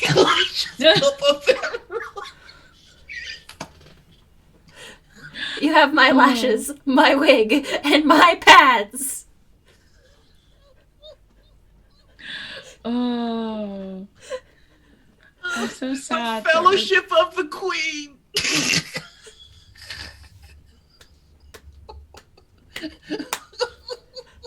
I like how we've went to creating a dusk-colored man warlock subclass to this whole entire game. Yeah, that's true. RuPaul does make money from fracking. Wait, what? Yeah. Yeah. It makes me really sad. Is there no one I can love? No. No. You can love no one. God damn it. There is... Is Betty White still pure? As far as I know, Betty White's still okay. Okay. And like 1,000 years old. She's getting up there. She Don't consumed fucking all of say the other that. Golden Girls. She is the Highlander. Really? There is only one. And it's Betty White. You know, like, look at... the people she's outlived. Like, just, it's wild. They also said some transphobic stuff in the past. RuPaul, Yep. that is. Really? What? Yeah. Come on, man. Uh, Fuck. Betty White Walker. Oh my god. Oh no. Do not say that in 2020. Exactly. That's what I'm saying. Let's just, we're not gonna tempt it. 2020 is out here just beating motherfuckers up for no reason. Like to roll Like for poor death Rick row. Moranis yesterday. Jesus. Right? The entire internet Yo. went on a manhunt. You know how fucking wild 2020 is. Well, Rick Moranis can come back and like tease that, like, oh, we're gonna see more Rick Moranis, and then immediately get stomped out. Like, just what is wrong with 2020? Who hurt it? Like, why are we like this? Like, the man quit acting at the peak of his career of 37 years old. To take care of his Take care of his kids. kids. Because his wife had, like, I believe his wife had died. Yeah. Yeah. Like, that's just a good dude. And 2020 is just like, well. Some person had just decided that they'd had enough of Rick Moranis for some reason and decided to punch him. So yeah, the entire internet. Shrinking your kids. Sorry, that's not funny. No. It's okay, buddy. You'll get there. Yeah, everyone I think was livid. I don't think there's a single person on this planet, with the exception of the person that punched Rick Moranis, who is actually cool with that. 2020 even gave Tom Hanks COVID. Yeah, you're not wrong. You're not wrong on that. You know, yeah, I just read that Cam Newton, the quarterback for New England Patriots, just got diagnosed with COVID. So it's getting wild out here. You know, it's just make sure that you're taking care of yourself. Make sure that you're wearing your mask. Make sure that you're maintaining proper social distancing, because you know we're still in it. Yeah. No matter what anybody tells you, and no matter what position those individuals might occupy, this shit is still going on. Also, please vote. Yep. Yeah. Wear your mask. I already did. And vote. I am Canadian. I cannot vote for you, so please vote. How dare you? How dare you be Canadian? Right? Fucking Canadians out here having a leader that's not a fucking sociopath. How dare you? And I live in the province that hates our leader the most. Yeah. Yeah, if you are in the US, please vote. Please, like, just make sure that you understand how selfish, how dare. Make sure you understand how to vote from home, or vote via ballot. And if you are choosing to go in person, like I'm doing, make sure that you have somebody with you. Make sure that you're wearing your mask and maintaining proper social distancing. It's not a hidden fact that there are going to be Proud Boys at a lot of the in polling places. Be careful. You know, I'm not advocating anything. I'm just saying that personally, I got that thing on me. So if anybody's trying to start some shit, we gonna start some shit. But I'm not saying that you do that. I'm just saying that you be careful. During the primary, there's already, like, it made the news at the polling station near my house that people got in a fist fight because a guy tried to go in the polling station without a mask, and like the little old man who always manages the polling station wouldn't let him in, so the guy punched him in the face. The two of them got in a big fight, and it made the news. So be safe when you vote. And also, like, wear your mask and bring hand sanitizer and wash your hands. Wash your hands. And don't punch people. And don't punch people. Don't punch people. Don't punch the little old man at the polling stations, and don't punch Rick Moranis. Anybody else though is fair game. Go get them. No. You know, I've been thinking, like, once this all calms down because I have to believe that it will. I was going to say, that's a big assumption right there at the beginning. Once this all calms down, I cannot wait to go back to conventions because I was just recently looking through a lot of the pictures I have from the last convention that I went to. I went to Gamehole Con, and I've got pictures with people that I didn't know at the time. Like when I went to Gamehole Con, I knew nobody in this community. And so like I'm really looking forward to being around all you motherfuckers. When being around you motherfuckers does not equate to us all getting sick and dying. So like just I'm such a weirdo at conventions, so like apologies if you've met me at conventions because I'm really tall and I'm also really awkward and everybody's so pressed in that I feel like I'm like looming over like a monster. So I do that like tall girl hunch or lean, trying to make myself smaller. And then people are like, hi, oh my God. And because my Twitter like picture isn't my face, I'm like, hi, I'm Angry Nerd Girl. And then they're like, hi. And then I'm like, you're cooler than me and I don't know what to say to you. And now I'm just gonna stand here like a giant. That's me, but in short. Yeah, I was just about to say, like, I'm on the very opposite end of that spectrum. Like, I'm like trying to make myself as big as possible because I'm a short lad. I'm a whole 5'5" because God was stingy. I'm just over 5'10". I'm 5'4". Yeah, I've always been jealous of tall people. Wow, Dahlia, you tall. Yeah, Dahlia's taller than me.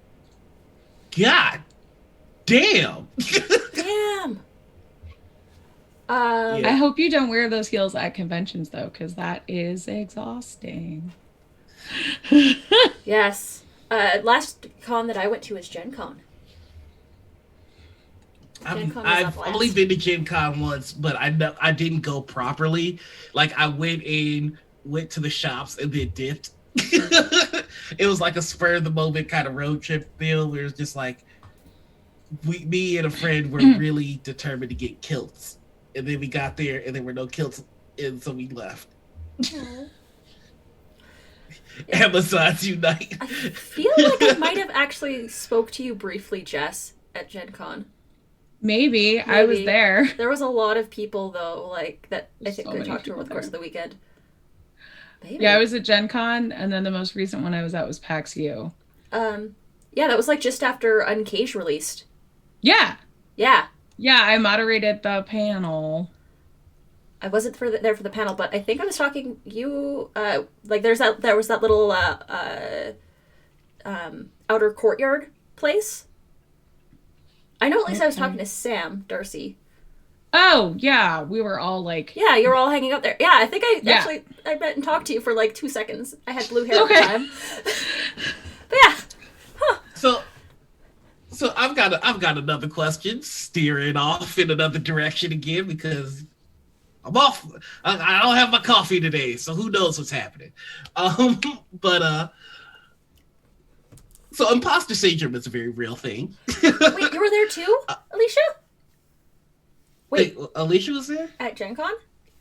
Oh, well, shit, look at that. I probably ran into so many people there, and I only actually talked to like 10 or 12 people. I ran into Eris there, and we both like just stared at each other and both felt awkward because we both like thought the other person was too cool. So I was just like, hi, I'm Jess. She's like, hi, I'm Eris. And then we just stared at the ground and then both walked away. That's it, pretty much exactly. But there was a karaoke bar involved when I talked with Eris. I miss karaoke so fucking much, y'all. I cannot tell you. But, have you ever played karaoke roulette? Yes. Just a random song? Mm-hmm. Or where you put terrible songs in a hat but don't put a name on that. Like you put a fake name on them and you assign yourselves fake names and then draw. Okay, I haven't done it that way. I haven't done it that way. I So want you to don't do it know if that you're way. giving yourself a terrible song. Or if someone So you else might is have to being sing like Islands in the Sun by yourself. nice. I'm not generally that good of a singer, so I keep my karaoke repertoire to anything that you have to commit to and that you don't necessarily be in tune for. So, Four So Non Blondes, what's up? so I played a prank on one of my friends. The way we do karaoke roulette is like we just don't know what song like is being picked for us because our friends are picking it and they try and fuck us up. So I picked Eminem's Rap God. Um, this motherfucker hit every word, and I was just like, I had no idea. I love karaoke for moments like that because you never know what somebody's capable of. It's just I miss that kind of shit. You have a What's Going On tattoo? Martin? Really? Yeah, What's Up is a good song. It's a good song. I don't necessarily have to be in key for it but it just requires a commitment to the part. Have a good one, All Lauren. right, We'll Lauren. see you later. Bye. Stay safe. We love you. Um, Oh, Rap God. Yeah. yeah, Rap Yeah, God Jamie says is. Call Baton Rouge by Garth Brooks. I don't know that. um, I miss karaoke so but much. just again to get off topic for a second, I was just gonna say, imposter syndrome is a very real thing. Yes. We, so I haven't created any. I haven't finished any projects, and I don't call myself a designer because of that. Like when did you feel like okay, this is who I am, this is what I do, like I'm in it now.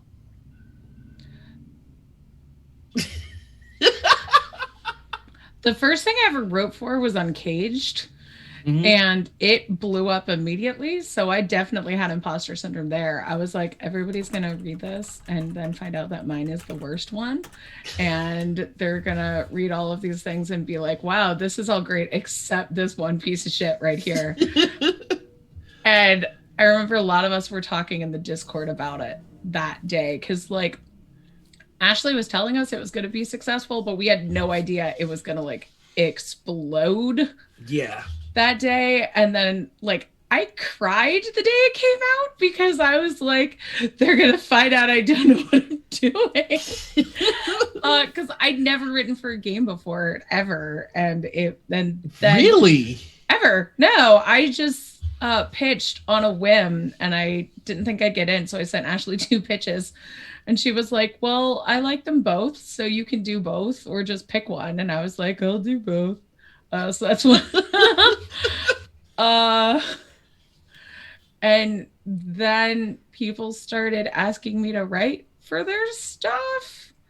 So I guess then eventually, like now, I probably spend as much time writing as I do at my day job. So that feels kind of like it's a thing that I do, where I actually have to like block out time to not write.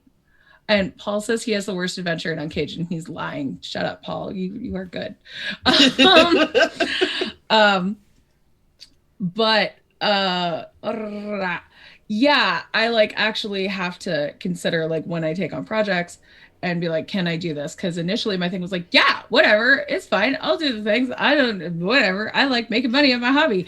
And now it's like, oh, I have to be selective because this my little side hustle has turned into like an almost full-time job to go with my other almost full-time job, and now I'm basically working 2 full-time jobs at once, and I actually need time to see my partner and like eat. uh, and COVID has been great for my career because I don't have to have friends, but um I don't recommend it because it's not healthy, but it's been really great for my writing because I don't have to see anyone. You can just hermit and do all the writing. I mean, that's kind of what I do, but it had gotten to a bad place when I started like feeling super guilty about not writing. So that's, yeah, I had a come to Jesus where I was like, I'm allowed to have fun. I'm allowed to be a person. So yeah, that was when I felt like officially a writer.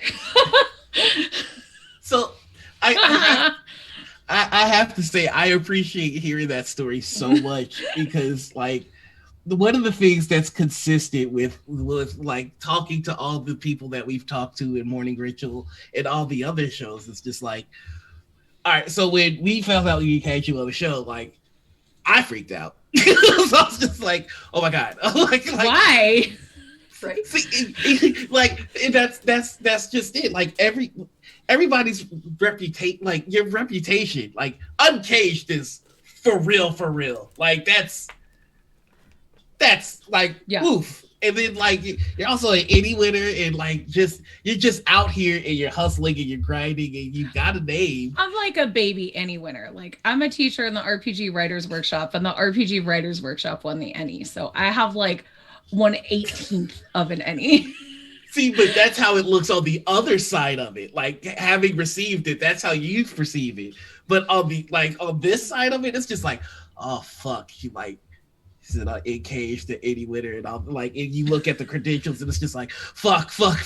Okay, all right, how are we gonna like do I even show? wasn't gonna say that I'd won an Annie, and Ashley was like, all of you put any winner in your bio because you all wanted Annie now, and we're like, damn, okay, mom. It's okay. It's also not that hard to intimidate Noir because I did with a tattoo. But no, see, motherfuckers always downplaying themselves. Let me tell you a little bit of something about Are you scared, Noir? It's fine. No, here's the thing about Anita's tattoo. Like, what they won't tell you is that tattoo appeared everywhere for a short time. Like it was on Instagram, Twitter, everywhere. That logo, that design. Oh, what is it? Here, I'll find the bookmark and I'll throw it into the chat.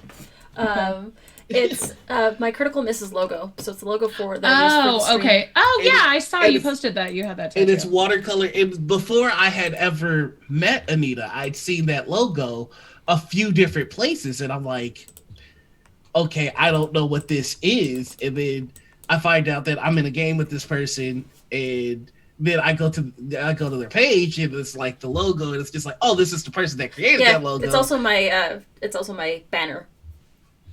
Because I realize that it's a thing that people might recognize me for now. I love that picture. Right? And it's attached to like an organization, Critical Misses, that Anita started in Canada, and I didn't know exactly what it was, but I'm just like, all right, this is somebody that's organized, that has graphic designing skills, that knows what the fuck they're doing, and I am just a dude. Like, I have no idea what I'm doing. Like, any given time. Yeah, the thing is, like, I don't. I'm just a dude here, so it's Please. just like I don't have any graphic designing or writing skills or anything like that. I'm trying to have writing skills, but you're it's just a musician, like you're an improviser, you're an amazing actor, you're a great role player. You're a great role player. Like, who's the one out of the three of us who has a show every day of the week? Let's say you're on a stream every day. There's a difference between talented and then just like insane. Hold on, let me not use that. That's problematic terminology. Wild. I'm a wild boy. I will work all day, every day. But that doesn't necessarily mean I'm good. It just means that I'll keep working until eventually I get good. But you're there. And so like that's like how you friggin' do it. Yeah. You put in the work. I mean, like that was basically, it was the thing I wrote for the RPG Writers Workshop. That was like a pep talk. I was like, how do I write? I was like, just sit down and fucking write. Like, I know that sounds like terrible advice, but so many things don't get written because people are like, I need it to be perfect and I need the perfect ambiance and I need my candles and I need my cocktail and I need like a fireplace. No, you just need like a writing implement and to sit down and write garbage that comes out of your head. And eventually you write enough garbage that some of it is acceptable. I'm sorry, I'm just laughing at the comedy chat. You don't have to be talented to be good. Look at Terry Goodkind. Oh!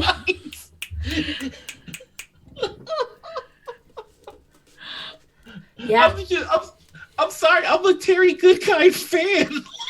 I love The Sword of Truth.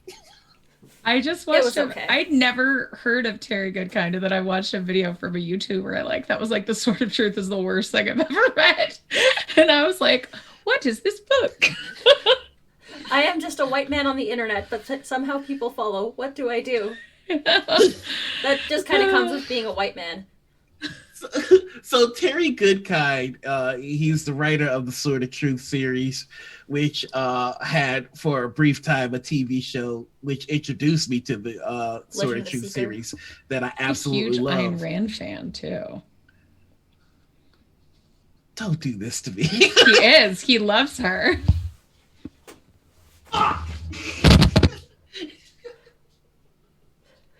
No. I'm Jess. I'm here to ruin all of your favorites. I do this in the real life too. I'm very fun. I'm here for it. I'm here for all of it. So no one invites me anywhere. No, I will invite you all the places, Jess. Yes, please. he did mock Robert Jordan for dying of heart failure. Yeah. I'm sorry, Noir. Mediocre all the way to the top, Puggle. You know, it makes sense now that I look at some of the shit in this book. God damn it. Oh, yeah. Yeah, there's some parts in the book where you're just like, wow, I feel sorry for a lot of his sexual partners. Yeah. And I've read like 5 of the Sword of Truth books. Yeah, there's some stuff in the shit that in the stories that are problematic. Real problematic. Okay, well. What do you mean this woman has to have sex with a demon in order to get her magic powers? And she has to enjoy it. Well, the confessors have an ability that make you fall in love with them, and yeah. What? If you touch them, you fall in love with them, and you immediately want to have sex with them. Yes. Okay. And then there's the Mord Sith, which are a bunch of BDSM sadists and masochists. I mean, if that's your thing. Red leather. Well, I mean, so I forgot that I was playing Smash, and so like Link is just over here. Oh, you can't really see it. Link is just over here looking at me like, like, you gonna be all right, dog? I don't know, Link. I don't know anymore. Link's just vibing. Yeah, shit. God damn it. Okay, well, Terry Goodkind. Zack Snyder also loves Ayn Rand, if you want me to keep ruining people for you. Oh, well, Zack Snyder, everything he comes out with is trash. I've got, okay, so this has nothing to do with nothing, but I just need to bring this up. You ever have a friend that is a fan of a movie that is trash? You know it's trash, they know it's trash, but you can't get them to acknowledge that it's trash. I have a friend that will defend Sucker Punch to the very end of the line. Like, it's not good. There's no story. It's just a 14-year-old masturbatory fantasy that makes no goddamn sense. Do they like it ironically? No, they keep telling me, like, no, it's deep. Like, what this is this represents that, and this represents that. I'm like, motherfucker, we don't even know what the real world is in that. Like, there's the ballerina subplot, there's the anime girl subplot, and then there's the insane asylum subplot. I have a friend who loved the Killing Joke movie and thought that the addition of Batgirl sleeping with Batman was very important. Why? Why did they do that? Why did they do that? I don't understand. They thought it was feminist. This was, of course, a straight white man telling me about feminism. Yeah. Like, I didn't get it. The only justification they could have for that, and this is me trying my hardest, and it still doesn't work, is there is a reference in Batman Beyond to Barbara Gordon and Bruce Wayne having a little bit of a relationship. I don't see the point in paying it off in one of the most influential stories ever. Just, I don't get it. I mean, they said that they wanted to give her more character, so they gave her a romance arc and a stereotype gay best friend, and had her. What? Did my volume quit? We can hear you. Okay. Oh. And had her sleep with her dad's best friend? Yeah, that's gross.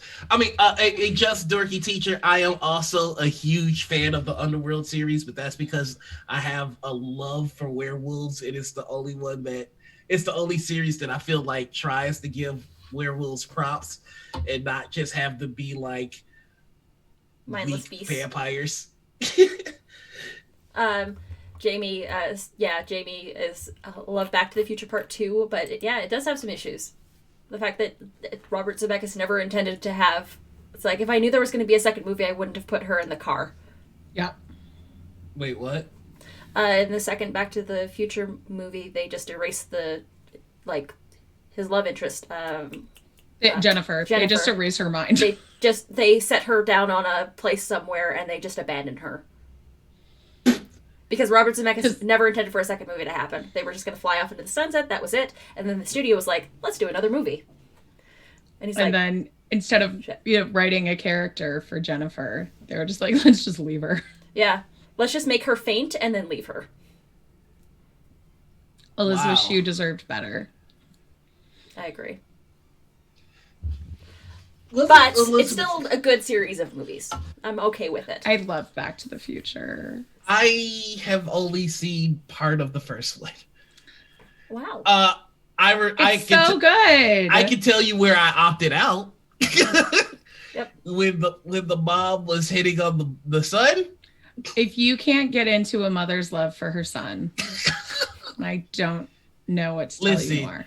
Listen, I don't know what's happened in the last 5 years, but these incest fetishes have gotten out of control. All right. The 80s. Yeah, well, you know what? I think this is what sparked the interest. And I think now we're seeing it pay dividends. Because this shit is getting out of control. All right. So are we back to Game of Thrones? Pretty much. We've been at this for about 2 hours now. Do we want to take a quick 10-minute break and then come back to this? I'm down for that. Seems like a good idea to me. Let's end it on incest. Well, we're gonna take a 10-minute break and then for Oedipal relationships. Borgias is a good incest show too. Wait, what? The Borgias. Yeah, it's gonna be great. Nope. We're gonna go into incest and fetishes after the break. That's where we're gonna end it. We will be right back. We'll talk to you in just a couple minutes. All right. See you in a couple of minutes.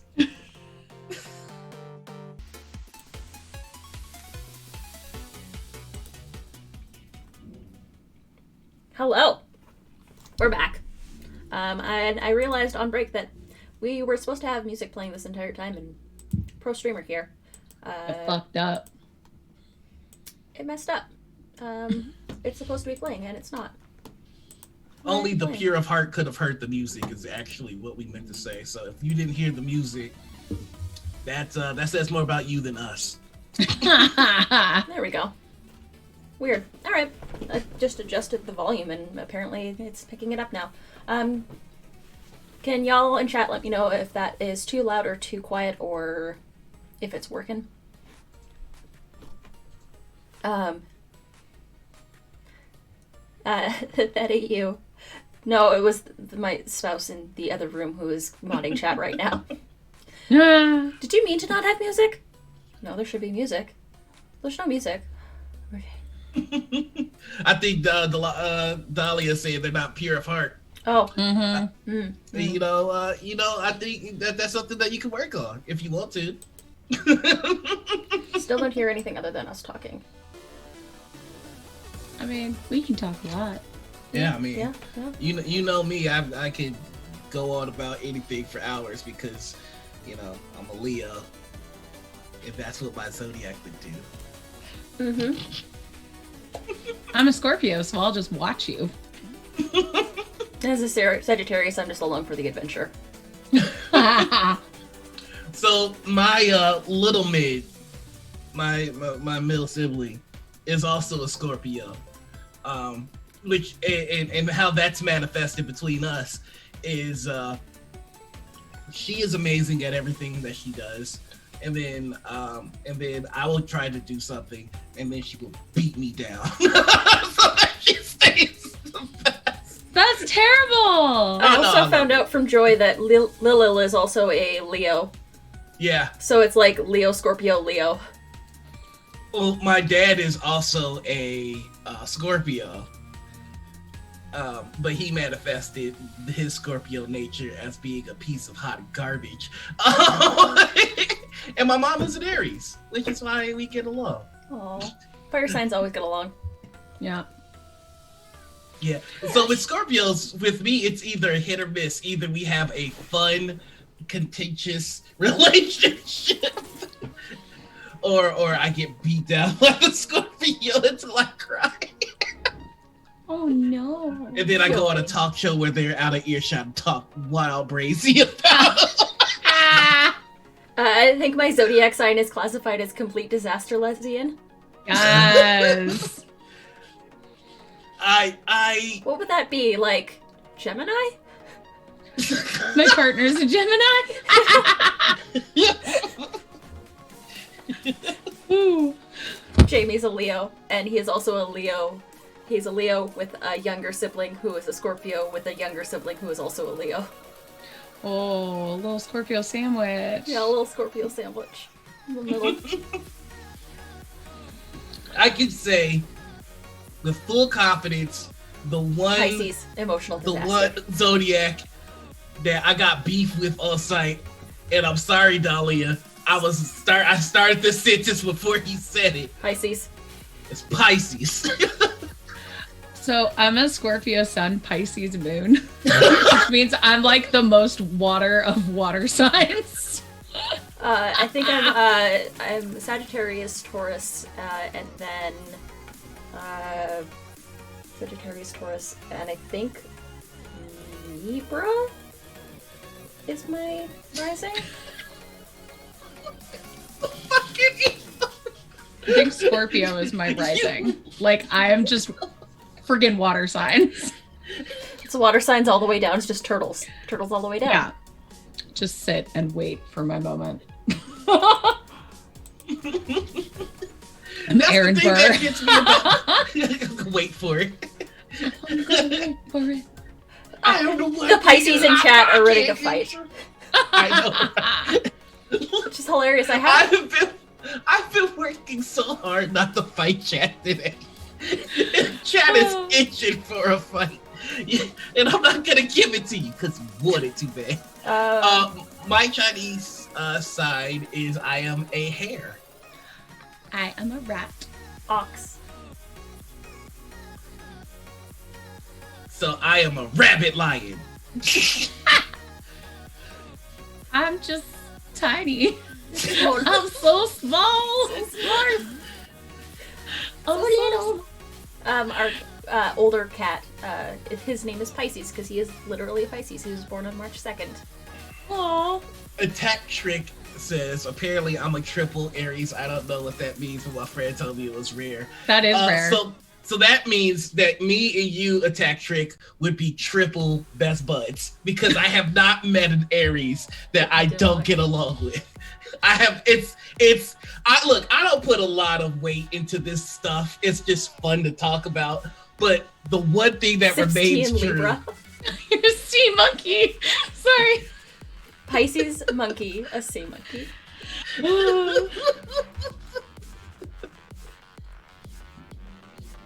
Sorry, I'm just imagining a sea monkey. 3 of my nephews are Aries, so I'm good with Aries. Aries are good. I have a lot of nieces and nephews, but yeah. I have a lot of nieces and nephews too. I've been an aunt since I was in 2nd grade. Oh my god, I've been an aunt since 4th grade. Holy shit! Yeah, older siblings for the win. I'm from the 2nd batch of kids. So me and my siblings have made a blood pact not to continue the lie because it's poison. Wow.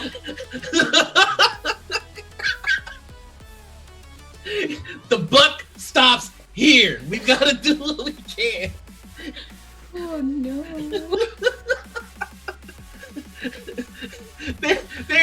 There's a level of emotional trauma that one can endure where you cross the line where you're just like, if I procreate, nothing good is gonna happen. If all 3 of us have reached that line, it was like a silent agreement. Like, wow, Floppy. Floppy is a Gemini rabbit.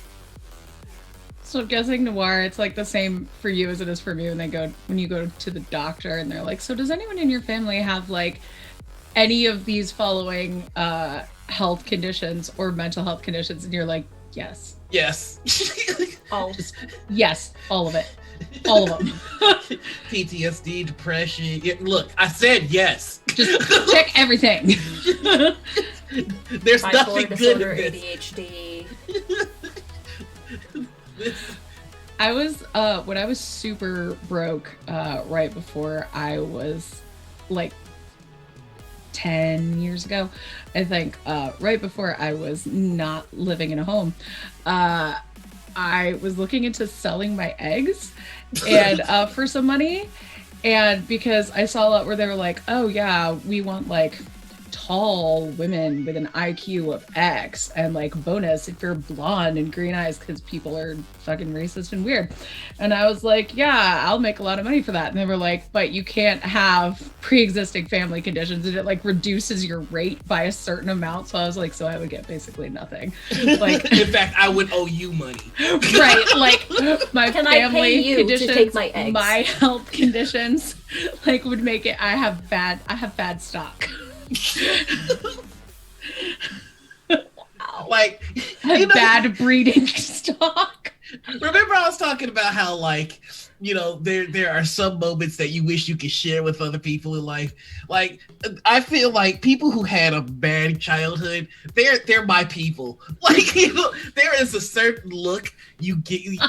There's a certain look on your face when you see somebody whose family is well adjusted and love each other. When you don't come from that, like, and it's just like, it's a hate that no one else other than people in your shoes can understand. Like, oh, look at you talk to your parents respectfully. When you meet somebody, they're like, my best friend is my mom, and you're like, wait, no, but for real. Like, what? What does that mean? Your nephew is 6 months older than you, Sphinx? Oh, one of my friends was like that. Yeah. Yeah. That's amazing. Yeah, I have, though, yeah, that could actually have happened to me. My best friend is my mom. I'm sorry, I'm still tripping. My best friend is my mom. Get the fuck out of here. I remember talking to one of my friends about that, and we're like, maybe they're all from the suburbs and just like spend a lot of time with their moms in the car. Like, maybe growing up in the city, you don't have that, so like you don't know what it's like. Then we're like, no, maybe they just genuinely have happy childhoods. Like, you have a speaking relationship with your father? Like, I remember the first time somebody actually in real life recounted a game of catch with their father, and I was just like, that actually happens. Wait, what? If as a parent you don't supply your children with at least some therapist moments, you're parenting wrong. Oh my god! You need to give them just enough mental illness to make them funny. You gotta just give enough them trauma. You gotta give them at least one story that they tell to their friends when they're older, where they don't realize what was happening was abuse. Oh, Wow, this is a lot to unpack here. oh yes. When you think a story is funny and then everyone looks at you in That horror. happened to me last week. Oh my god. That happened to me last week when I was talking about the guy that wanted to pierce my ears. Oh god, really? Ooh. Ooh. The lobe stroke. You. It's Wait, like, oh, it's funny, it's hilarious. I think we need to. If you're down, would you like to share this story with us again? I used to work the late shift at a print shop that had computers set up for people. And a piercing artist from one of the local shops stopped in to do his portfolio. And I'm helping him out on the computer, showing him how to, like, okay, here's like some templates that you can use to make this brochure that you want. Like, just throw your pictures in. You can download them from Facebook because it's got internet access. And he's like, he just stops and he looks at me and he just like looks at my ears and he's like, you have the most beautiful earlobes that I have ever seen in my life. And then he reached out and he grabbed them and stroked them. no touching. I was very young and very naive. I'll preface this by saying I was in my early 20s. And I just moved away from my super tiny small town, so I had, like, no idea about, like, impropriety. I was very naive. I know better now. Now that guy would get clocked. But at the time, but then it was just like, went on just like, I would like to just stick some, like, real thick, like, gauge, just some big hoops in there.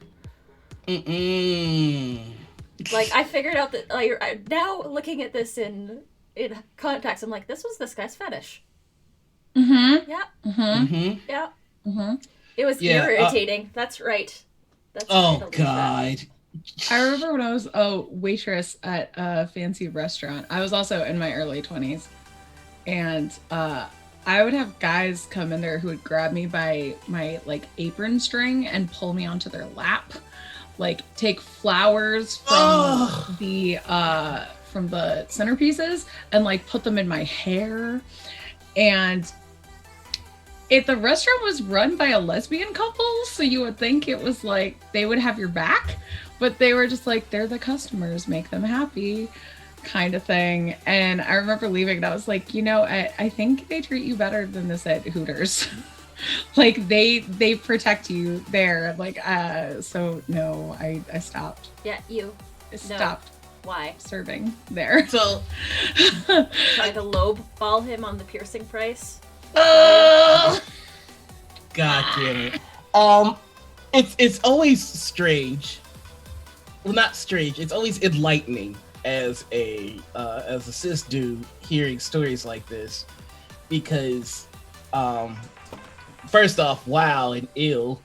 Like, I'm still laughing at me and Bright's reaction to hearing the ear story the first time. It was just like this abject horror.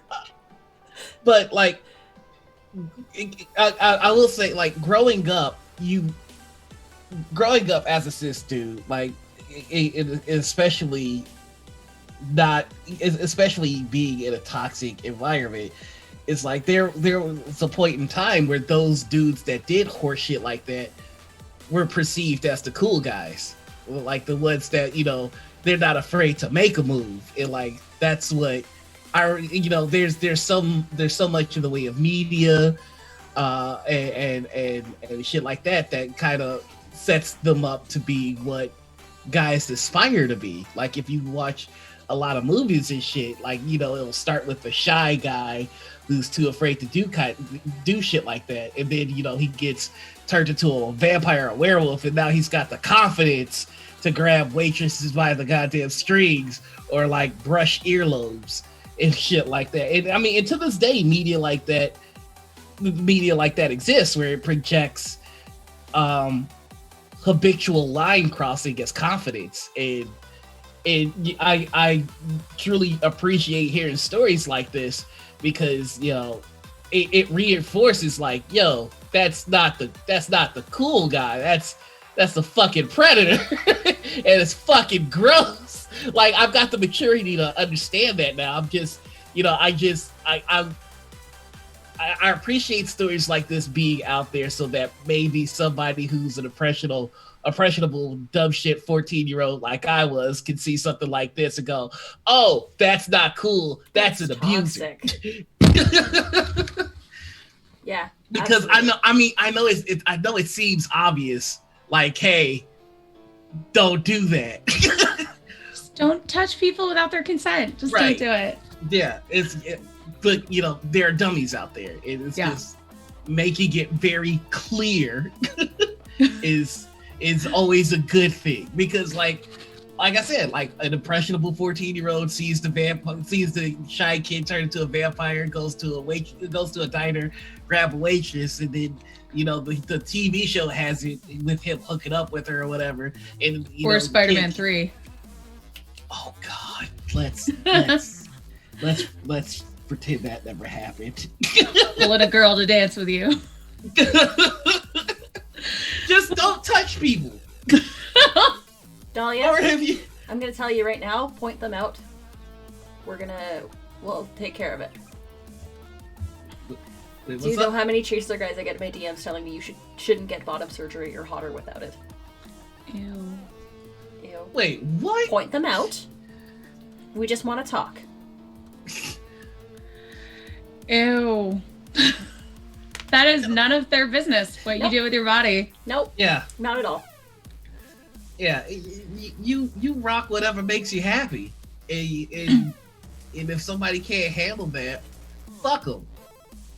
Well, I mean, you know what I mean. I'm not the best with words. Noir. I remember I was talking to Oliver Clegg, who's another designer. He's a fantastic designer. But he was talking about how many people he gets in his DMs asking for writing advice. And he was like, I mean, I'm happy to do it, but it's kind of overwhelming. You probably get that all the time too. And I was like, I've never gotten a DM asking for writing advice. My DMs are chock full of people going like, hey, can you help me? My family needs help. You have a big platform and you're a social worker. I know you care. Can you just like share this link to give my family money? And if I open it, it's a picture of a penis. Yep. That's what's in my DM. Yeah. I have so many. I closed my DMs yesterday because I was getting nothing but spam, because I helped our friend Sim has been going through a tough time lately. And so I signal boosted a couple of his posts, got his PayPal going because his father passed away, and funeral expenses are They're so expensive. They're so expensive. Ridiculous. They're so expensive. If someone, I literally just went through that with my mom, and like they're expensive. It's hard to pay for. And so I signal boosted a couple of his things, like his SoundCloud or his Bandcamp. The dude's an PayPal. amazing composer. Dude's an amazing musician. But so, like, as a result, yeah, that's all my inbox was just full of, because they follow the word PayPal on anybody that posts for it, and that's all you get is spam, and they're all accounts that were created at the exact same time. I found that they were all created right around the time the Black Lives Matter movement started, June 2020. They are all fake black accounts, and they're trying to get you to signal boost or give them money. And don't get me wrong, I absolutely believe in Black Lives Matter, and I believe that this is legitimately a thing that I should help with. But when I can backwards search those Google images and find that they don't belong to you, I closed my DMs just because, like, it was literally all I was getting yesterday. Mine are people asking me to signal boost to get the money, though, but they're also showing me their penis. Also dicks, yeah. I haven't So actually I'm had like, a do you dick want pic me yet. to pay you for the Wholesome. dick? Like, I'm sorry, it needs to be really particularly beautiful. And that It's was gotta not be a worth That's it. not. Wait, hold on. Let me help you out here. That's not a challenge, y'all. Like, I know That's there's not a Please, challenge. please. I know there's somebody out Please there no. that's just like, wait till she sees this dick, though. Like, I want to do it I at a want Dutch some angle with a artistry. nice black and white. We'll give it a little top hat and monocle. It's gonna be dope. I'm sorry, I should not have said that. Please don't send me artistically shot dick with a PayPal link. It's always the worst pictures, though. It's always I like know. taken from like some kind of like Nokia flip phone in super low resolution. Like, it has two apps on it, photo and snake. Yeah.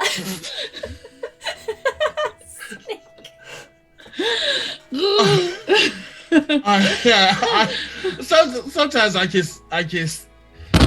I wish that there was a guy huddle so we could all just have a meeting. Like, we've got to calm down on this whole dick pic thing.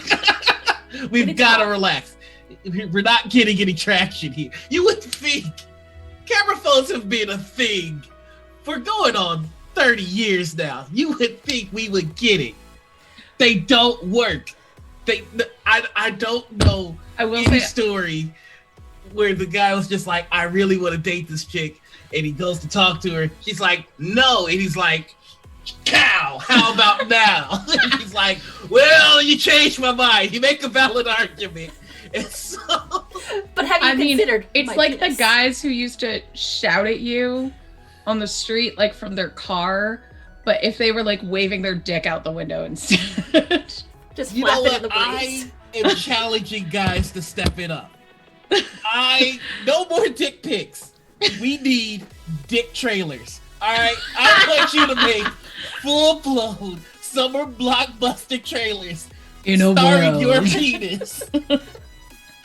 And then you're like, let's step it up. Let's give them something that they're not expecting. Yeah. Just- Tasteful nudes do exist. You just still should not send them unsolicited.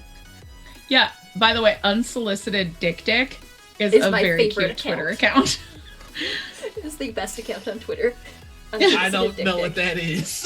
A dick's like an antelope. So Oh. it Like just a little shows, small it's like a doll. little ball. Unsolicited DIK. Yeah, it's very cute. They're real cute. And if you actually like talk about them on Twitter, they'll come in and they'll actually drop a dick in your timeline. If you mention them in a post. I love that. I'm serious, guys. So no more dick pics. Dick trailers. All right. I want you to recreate the Avengers trailer. I want you to recreate Blair Witch. I want let's Costumes, characterization, music, I want production lighting. value. If you're not willing to go the extra mile to present a thrilling and engaging dick trailer, If you're not willing to grow the extra mile.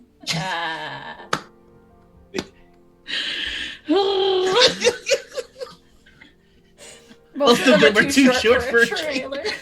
found dick footage. The Avengers as a dick trailer. Yep. I want editing. I want effects. I want VFX. I want just an Iron Man CGI helmet. though. Practical closing effects, on a please. dick. The Blair Dick Project. Oh, I'm sure that's a movie that like actually exists. Yeah. Yeah. If it's like Blair's Dick Project. That's definitely the porn title for that. Yep. There better be costume Changes. changes. You know what? Do a live concert trailer. You know, There's like, a reason this stream is 18 plus. Oh my god. I'm just imagining like a dick in a cape, like flying. Flapping. But just look, I'm You're just beautiful. saying, you gotta be the change you want to see in the world. Look, you get a DM and it's just a fucking weird dick, like taken with like a Or some 0.5 pajama megapixel, pants. a 0.5 megapixel camera. Nobody wants that. But you open up your DM and you just hear in a world.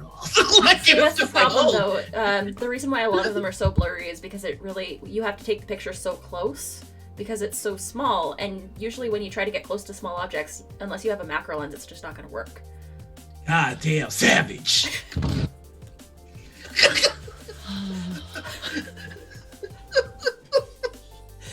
It's like when your camera tells you to zoom out.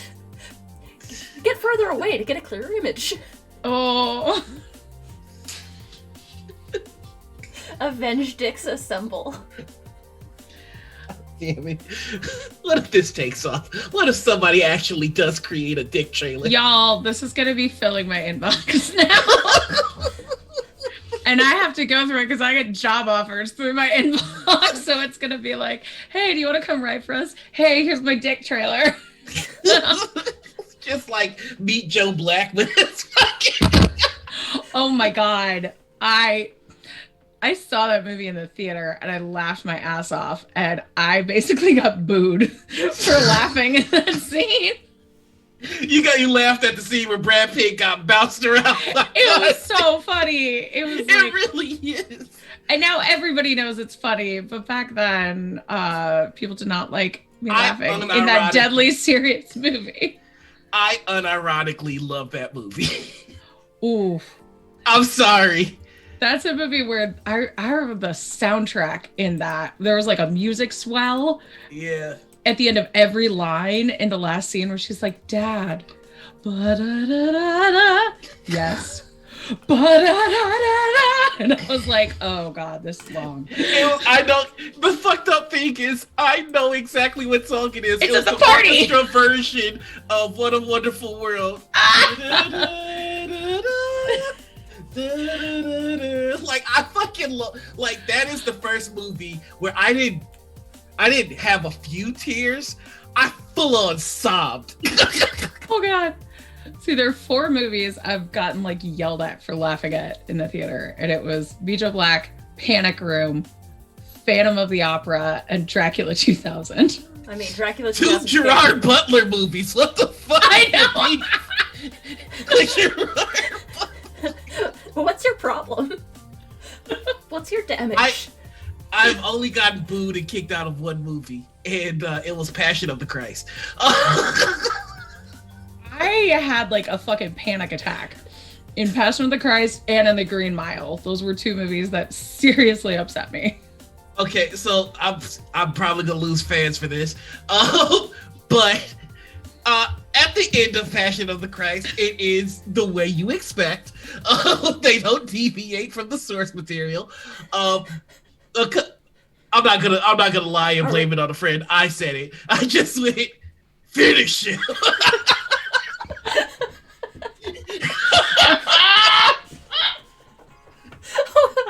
Given your sordid history with Jesus Plays. We don't need to talk about that. Okay, Jesus Christ Superstar is the same as the Passion of the Christ, except it's a bop during that scene. I lean more on the side of Godspell. Yeah. I love Godspell. Yep. Me too. There's backstory. You're gonna make me tell it, aren't you? Are you in Godspell? Yes. Did you prepare the way of the Lord? Okay, so here's the story that Anita is alluding to. Told us when Latia was on, because Latia was actually there for this. See me more clearly.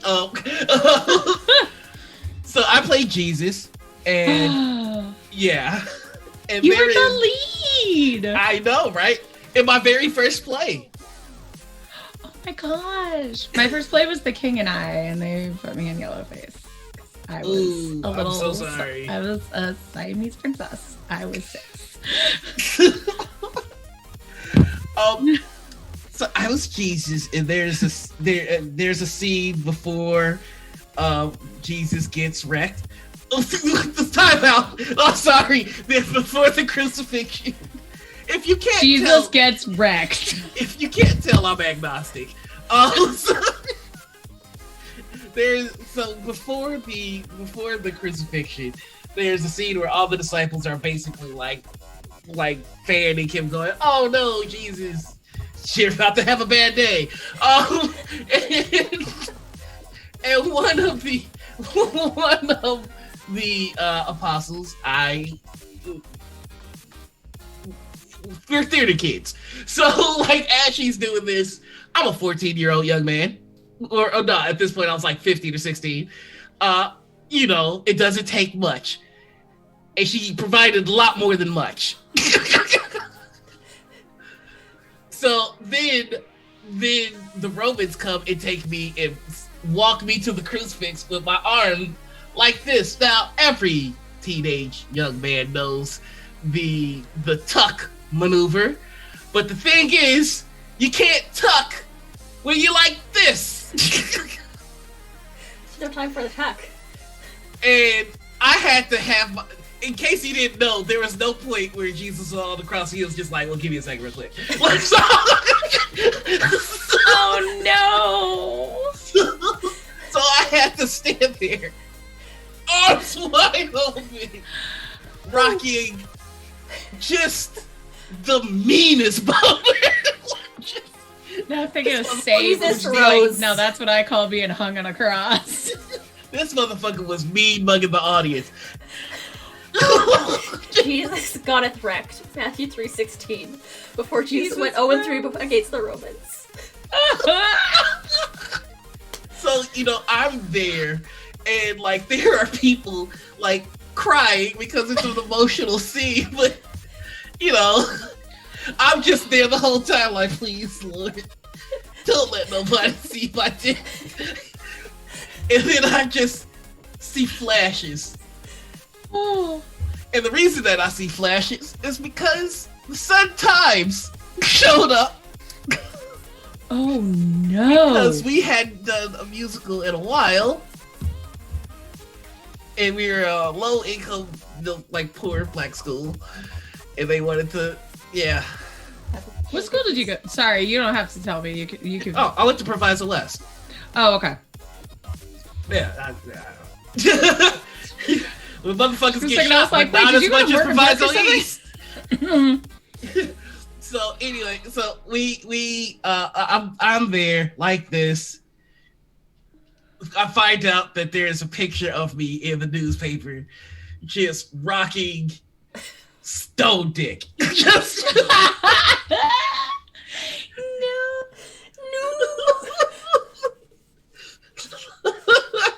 Oh no, baby! Did those end up on your Only Disciples page? Good night, everybody.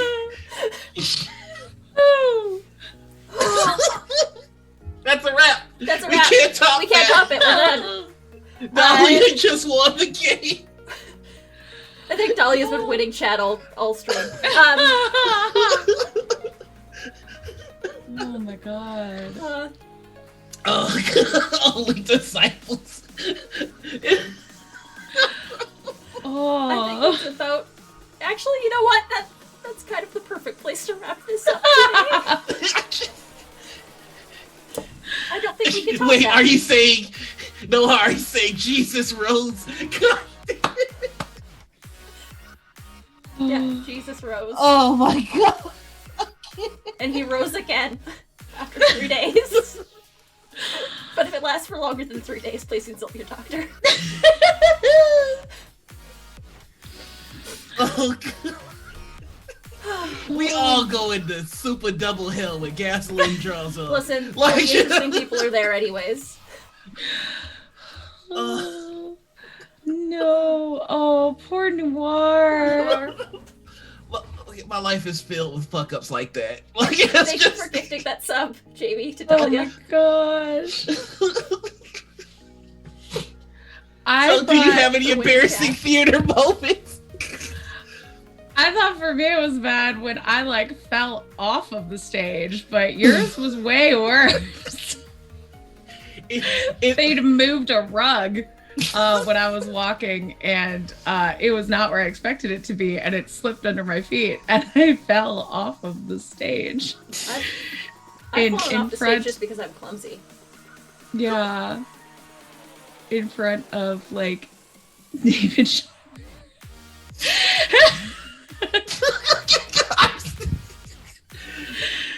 So in that same run of Godspell, there is a scene where we run, me and one of my apostles, we run around the audience, and then we high five each other, and then we run back to the stage and we start singing. Yeah, and we're Godspell. Yeah, and we're mic'd up, and we have the the pack and everything. And I am 5'5", and the apostle that they decided to have me do this with is like 6'2". And jump. Yeah, and he's very exuberant. So we run and we get to the point where we do a high five, and he jumps. Did you smack him in the face? And I'm also supposed to jump. No, I did the jump. I got the high five. I land gnarly, and the pack that's connected to the microphone falls, and it yanks my ear back. And the last thing they hear Jesus, the Christ, say is "fuck."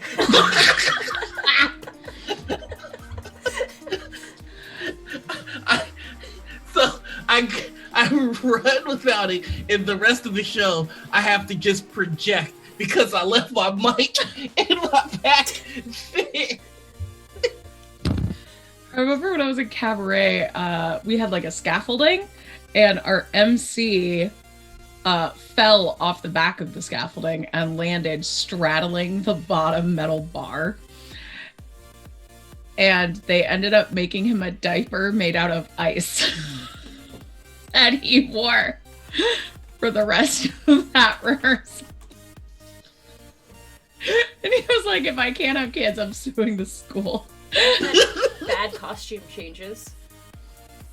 Oh my god. Where like the costume that they made for me was way too small, so I couldn't get out of it, and I got into that claustrophobic phase where I'm like, oh no, fuck, I gotta get this dress off me, I gotta get this dress off clawing me. it off.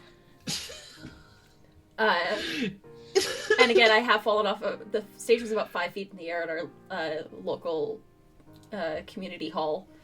Again, town of 150 people, and somehow we had a community theater project.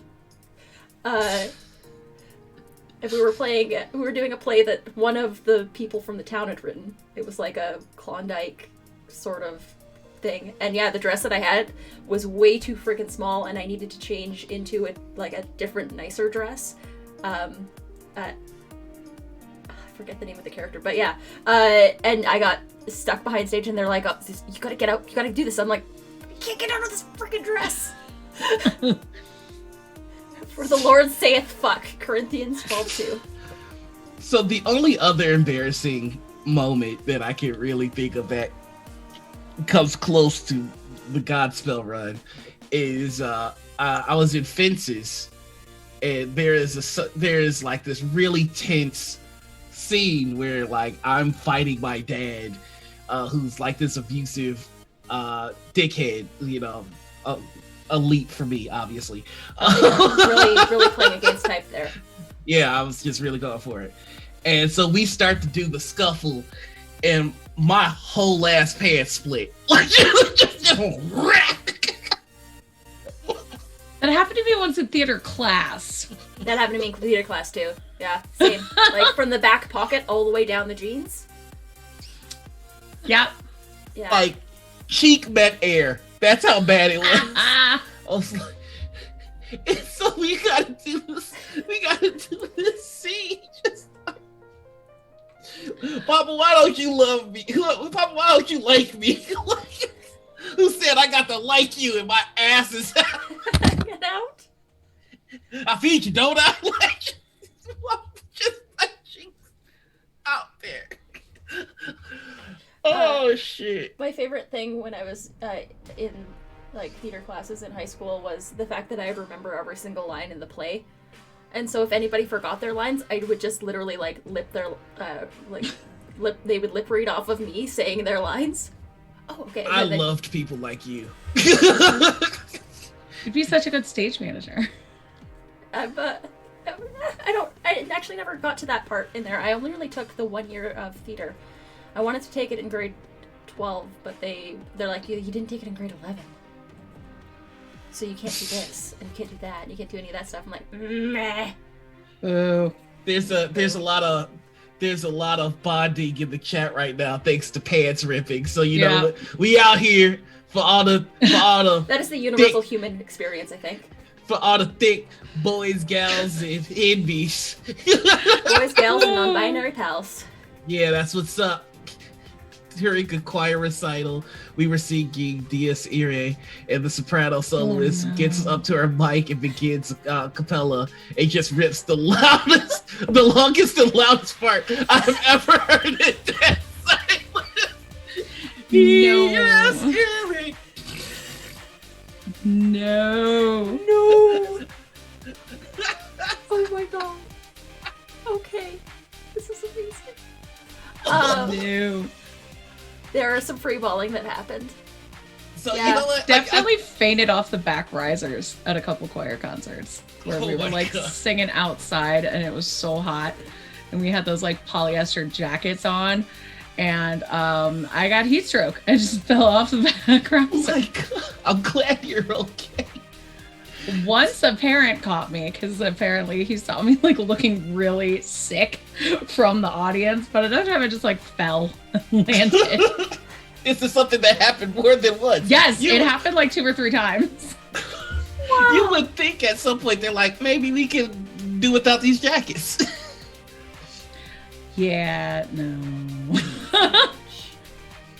Oh my god. So you know what? This is great. So just remember, if you ever bump into your favorite TTRPG person in the community, they probably ripped a gnarly fart, fell off the stage, ripped their pants, had a boner in the middle of the performance, or had a boner in the middle of being crucified. So we're all people. Relatable content. Oh Lord. Nothing but relatable content in this feed. Oh no. That oh no, it's so adorable. Oh no. I remember doing Hamlet once, and this should not have happened in high school. This is going to. Hey, we're back to incest. So, my director. We need a graphic. Doing the thing, and Raven, why would you choose that minute to follow? This Will had this idea that when Hamlet so I'm going to mention sexual assault, and I will do this when I am done mentioning sexual assault. So if you mute me, that feel free. So when Hamlet confronts Gertrude, our director was like, so he's gonna rape her during that scene. And I was Gertrude, and our bed was made out of blocks. And the guy playing Hamlet went at it so hard that the blocks split apart. And then we were on the ground. And the director was like, good, you should do that in the show.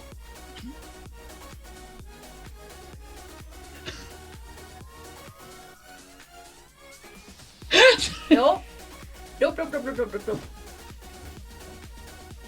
You like, oh god, that's gross. That's terrifying. But why? But why though? Why though? That's not how that. It's edgy. That's not how that go. Thank you for that, Dahlia. Throw that in chat. Yeah, that. There's so many questions. That's happened in so many plays and operas I've been in. Just a director being like, you know what will be cool? Usually it's probably what they're not expecting. White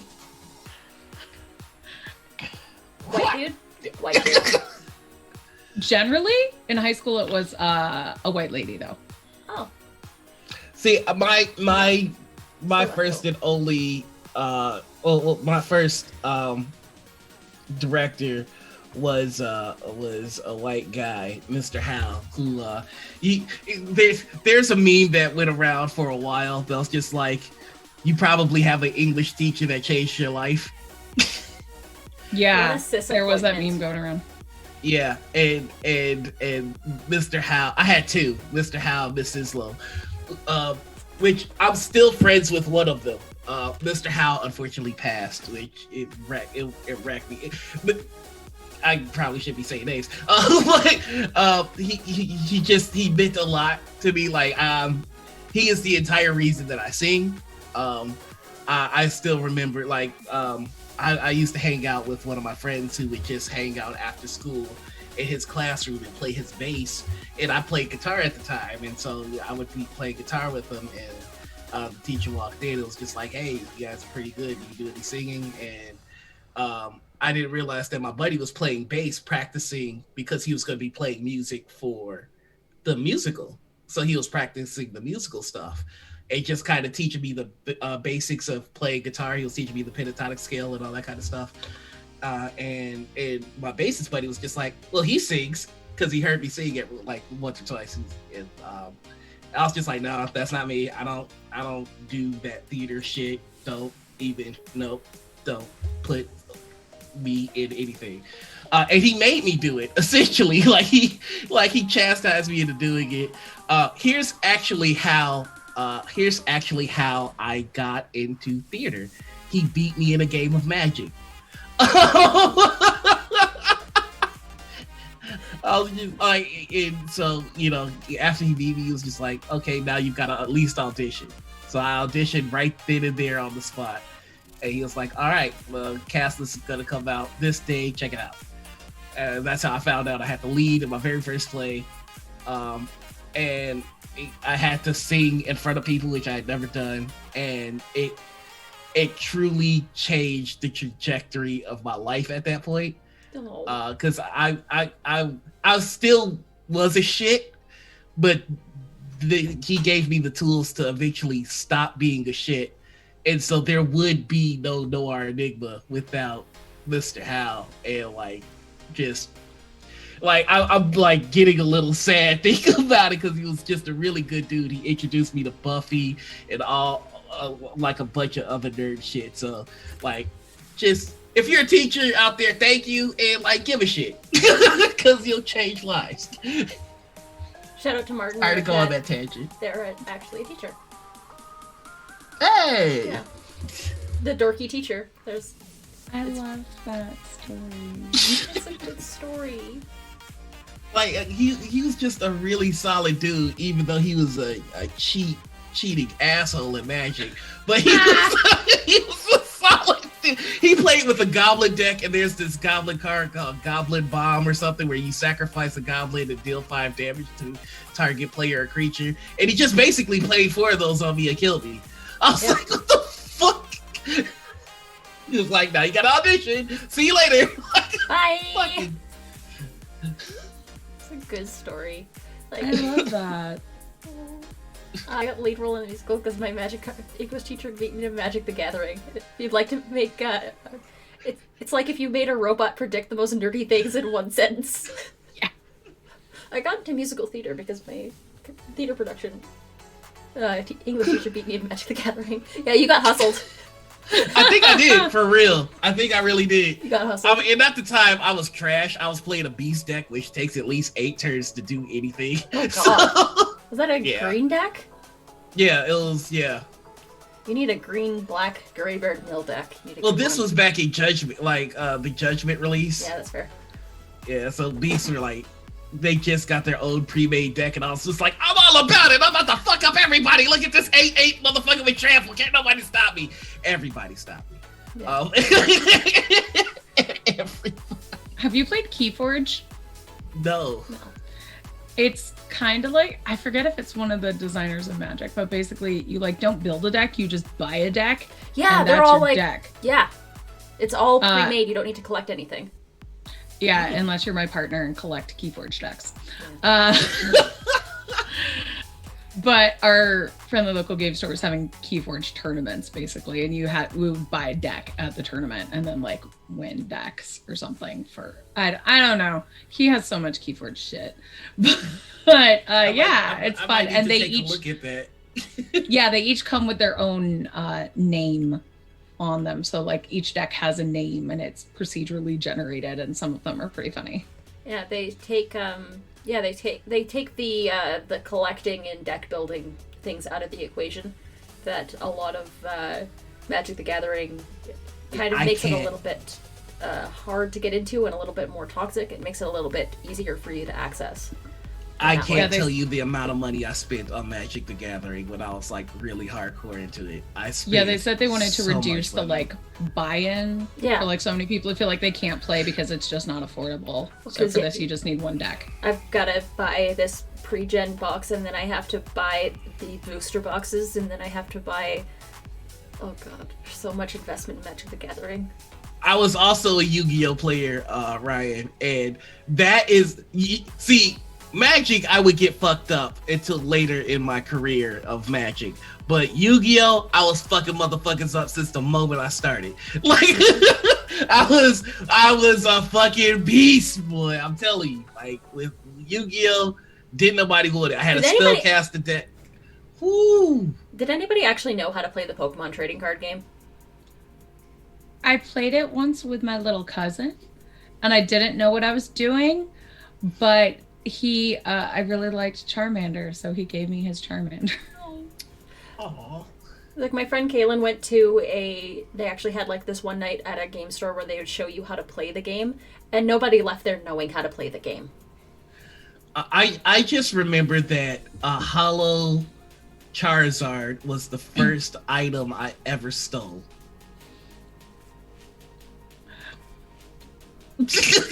Yeah. That's fair. I never really got into any collectible card games like that until I played The Witcher 3 and became a Gwent fanatic. And then we bought Gwent in the real life, and my partner was like, so you're playing Magic, basically. Like, you're stopping your Witcher game to play Magic, but it's called Gwent. Because the best deck wins, and you have to play to win the good card, or just buy the good card, which is expensive. And didn't Gwent come out with its own like solo game? I don't think maybe on Steam or something, but I could have sworn I saw a trailer for just Gwent. Oh yeah, it did. Yeah, you could just. Sorry, I thought you meant like solo player. Oh no. Yeah, yes, there is a solo Gwent game, and I fucking love Gwent.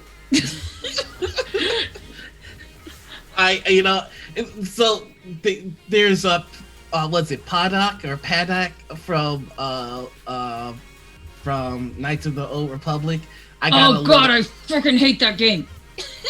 I hate that game. Much. I would save every time before I went into that game because I would always lose. I hate that game. How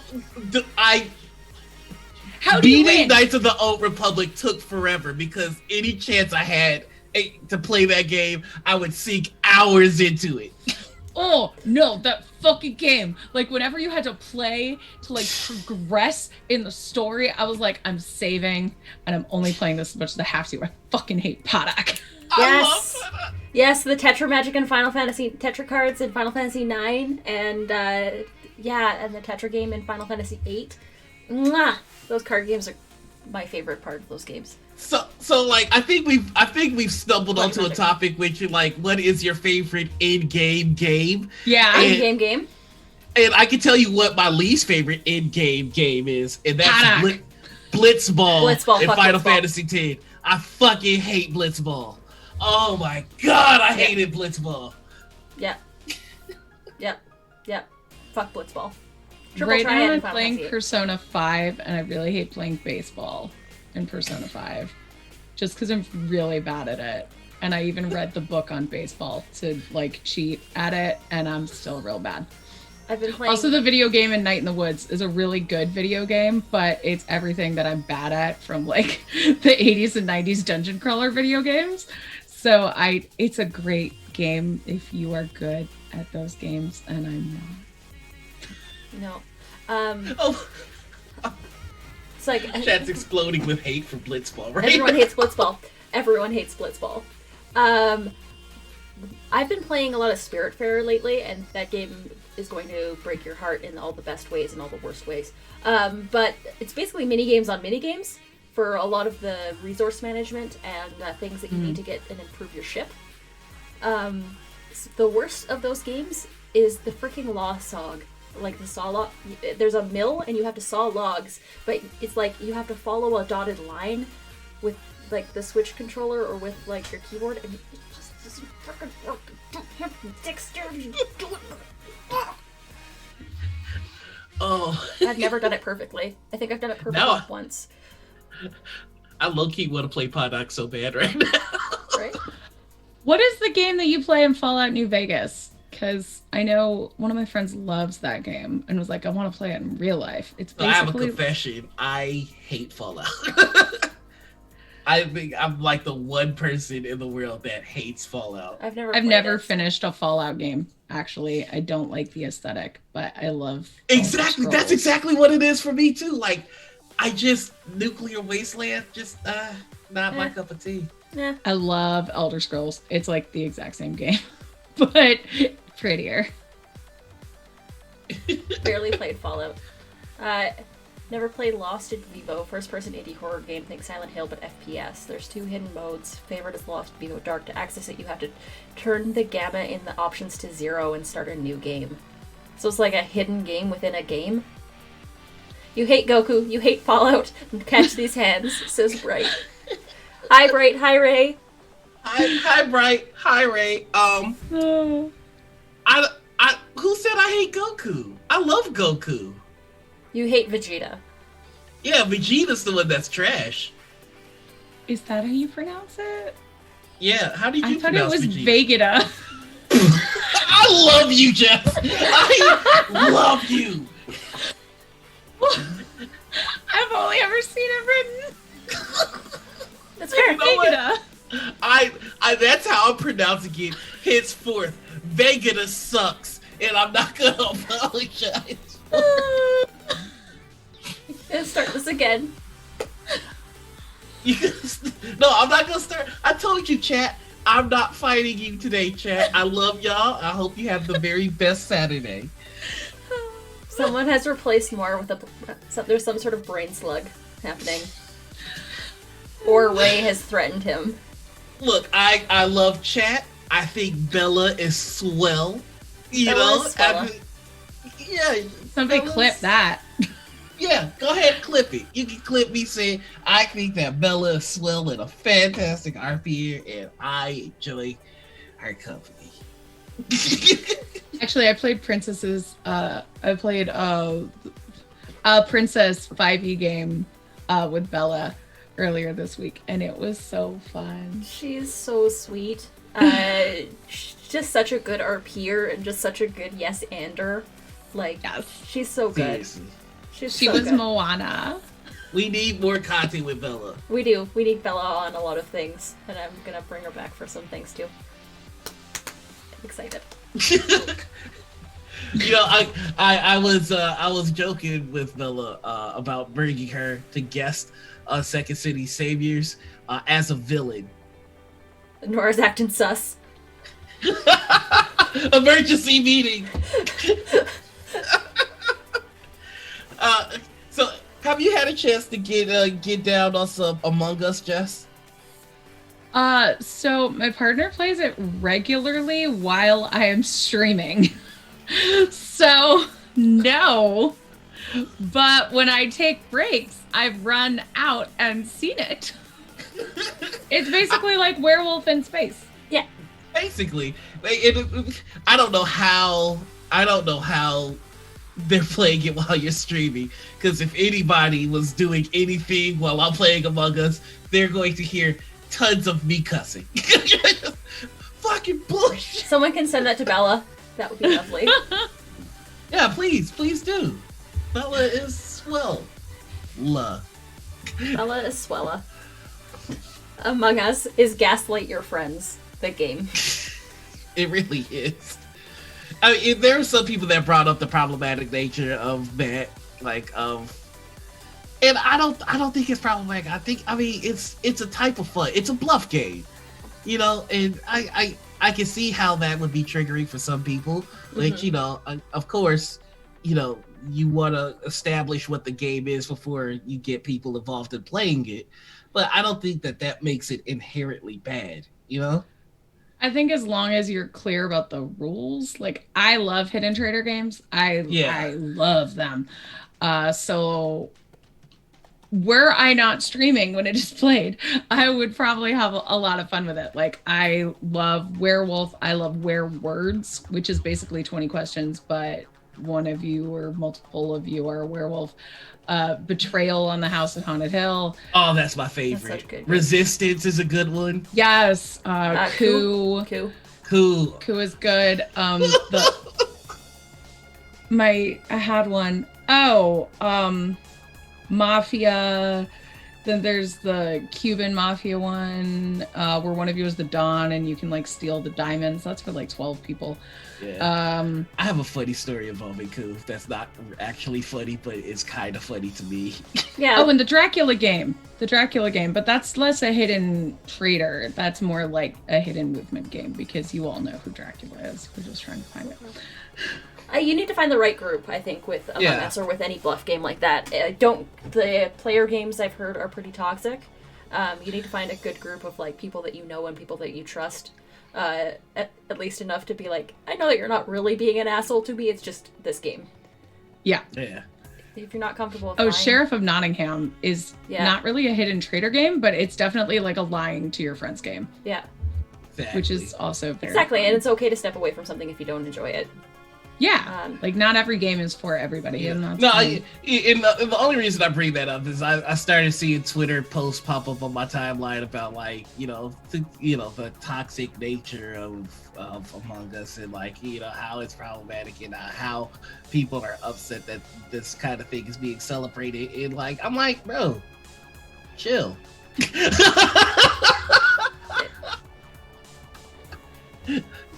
Just chill. Call this type of games fuck your friends. What is it? New York?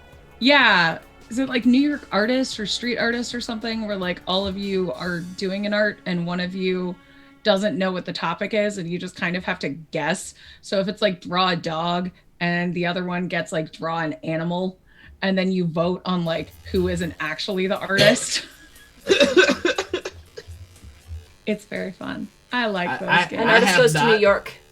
Yes, that's it. Thank you. I have not played that one, but I'm very interested in checking that out now. Like, I'm such a crap artist that I've like skidded by before, just because people are like, Jessica sucks at art. It's fine. I'm okay. I'm okay at art. That's the thing. So that reminds me of Dead of Winter is another good one. Sorry, I totally interrupted. Oh no, you're good. Yeah, that reminds me of another. That reminds me of one of the Jackbox games. It's like the Winning War one. Yeah, which there's a design by committee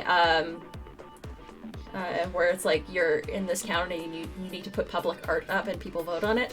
Jamie called me in once on one of those games. He was playing for a little bit, but then he handed me his phone and I swept the round.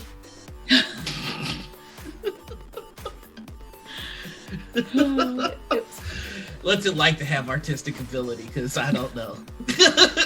You're an artist, come on.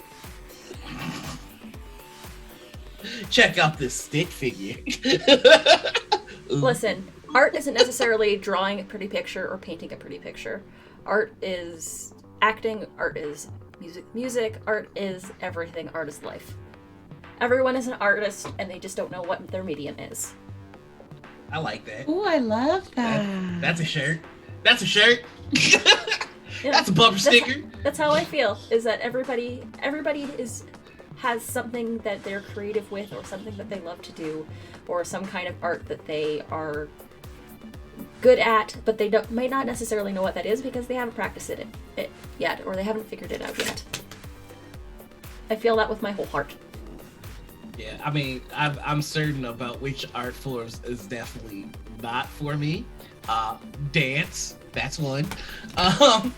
Like art, like drawing, that's visual art. That's not for me.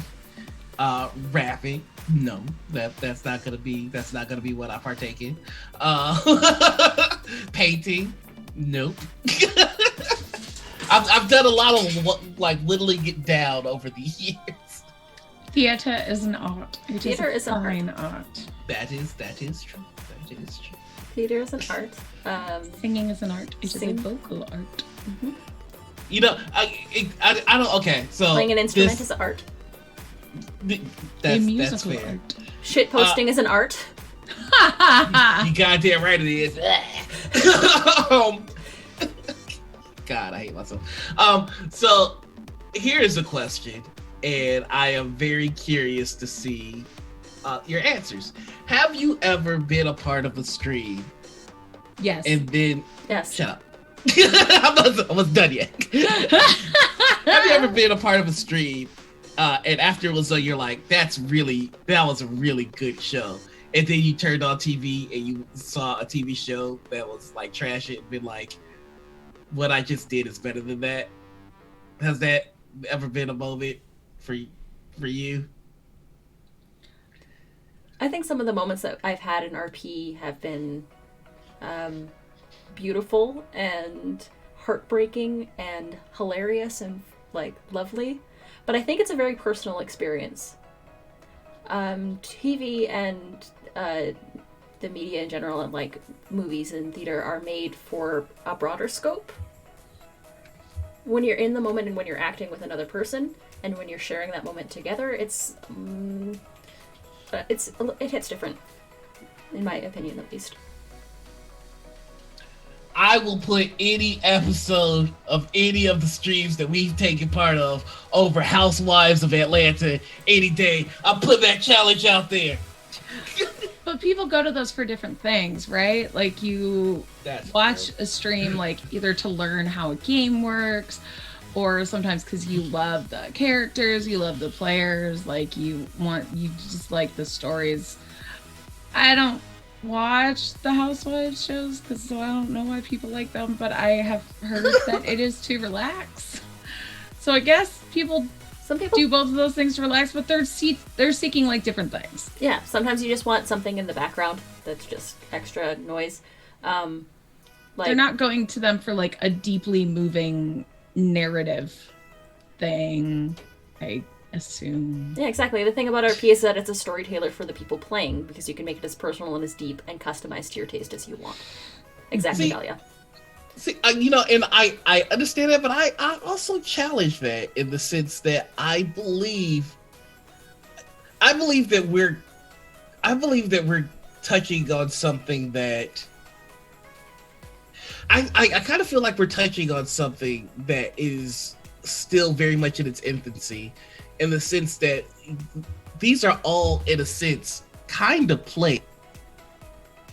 The stories that we're telling on these streams are like, there is a broader appeal that I think that most of us underestimate, in the sense that right now, live productions on a lot of TV shows have halted, and so a lot of people are kind of turning to Twitch to just out of curiosity to see what's up with it. And some people are sticking around because these are stories that do have a broader appeal. It's just that the level of entry might be a little bit more difficult, in the sense that for some streams more than others, you have to understand the rules of the game in order to truly appreciate the story. And I think that one of the things that we need to do as a community, one of the things that we're learning how to do as a community, is to take the mechanics of the game and integrate that into the stories that we're telling, so you get the theater experience with a side of like sports almost. If you watch a lot of the live shows, like when somebody hits a 20, you get the same reaction as when somebody dunks on somebody else. Mm-hmm. Like, and so that is to me, I think that once we figure out what we're doing in this medium and how to best introduce it to people, I think that we're going to be onto something that's major, because you get the storytelling aspect of theater, like really good theater in some cases, with people telling dramatic stories that fucking matter and get you involved in it. And you get the whole sports aspect where it's just like, there's the pitch, what happens, and it's a one. Like, ones and 20s have an effect on you, even if you're not playing. And I just think that that's cool. So I don't know. I feel like we're still very much in the infancy of live plays, actual plays, and all that kind of stuff. And I think that it's going to go somewhere far beyond where even Critical Role is. I think Critical Role is an example of something closer to maturity, but still not quite there. Because I've seen people that have no interest in Dungeons and Dragons kind of get hooked once they have somebody explain to them on the side, like, okay, so a perception check is this, initiative is that. When you roll, you want to roll high, and just the basics, and then that's really all they need. I don't know. I'm rambling, but anyway, no. I just think that once it's packaged in a way where everybody understands it, you'll then look at. I mean, because it's the same thing. It's reality TV show. It's reality TV, but it's improv versus like people throwing glasses of wine at each other. I think that there's something here. I don't know. I used to be so hungry for mutual storytelling that I'd go onto Omegle without a cam and pretend to be a bot to do a text adventure story with strangers like Zork. That's amazing. That is amazing, Dahlia. I mean, okay, this is the last thing I'm going to say on it, and then I promise I'm done. I have been more affected by character deaths in some of the live streams that I've watched than a lot of the media that I've watched that I loved. Like, I've read comic books where a character has died, and it's just like, okay, they'll be back in a couple of issues. I'm just saying, a comic book, that's kind of a thing with the medium, though, because depending on the comic book. Right. So, like if somebody dies in Monstrous or in Saga, they might be dead. If somebody dies in the Marvel universe, like, they're coming back. They're coming back. It's just a question. Unless they're Uncle Ben, they're coming back. And I think that's one of the advantages of the medium that we're in, which is that it's so new that there isn't really that trope yet. It's still too young for us to be jaded on it. Sure, there are some DMs that are just like, don't worry, we'll get your character back. But there are other DMs that are just like, well, roll a new character. And it's because of that versatility that death has weight, because you don't know what to expect. And it depends on the game, too. Like, if you're playing a grinder, basically, where if you're playing, like, I played Morkborg yesterday, and I just love whenever anybody says that name. Yeah, like, one of the players went through 2 or 3 characters in like a 2-hour session. So when they died, we were just like, oh, well, here's a new one kind of thing.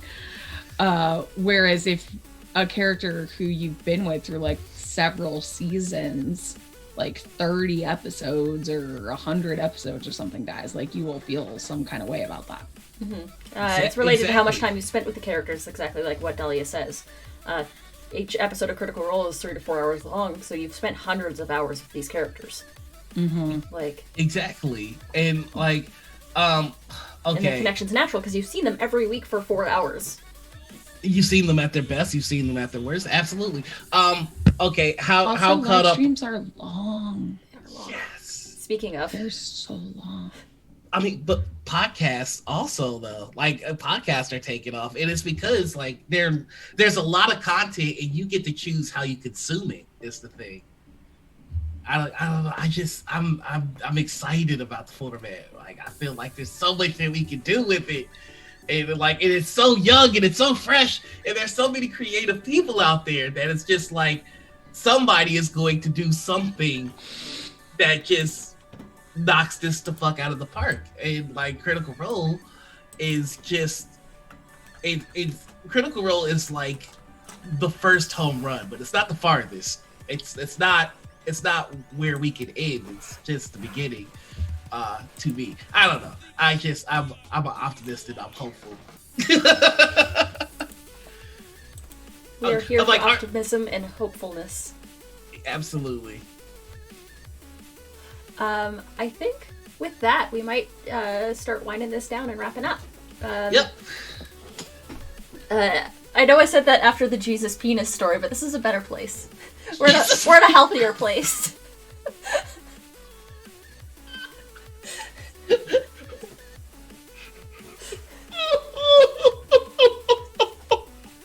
No healthier place than Jesus' penis and Critical Role.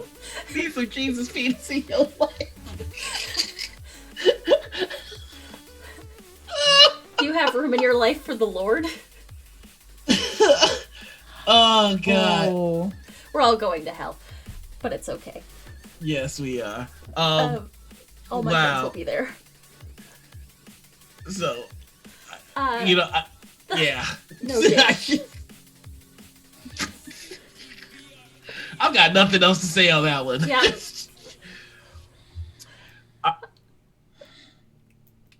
Lydia, there's a whole story there. We'll talk about that later. Oh, Lord.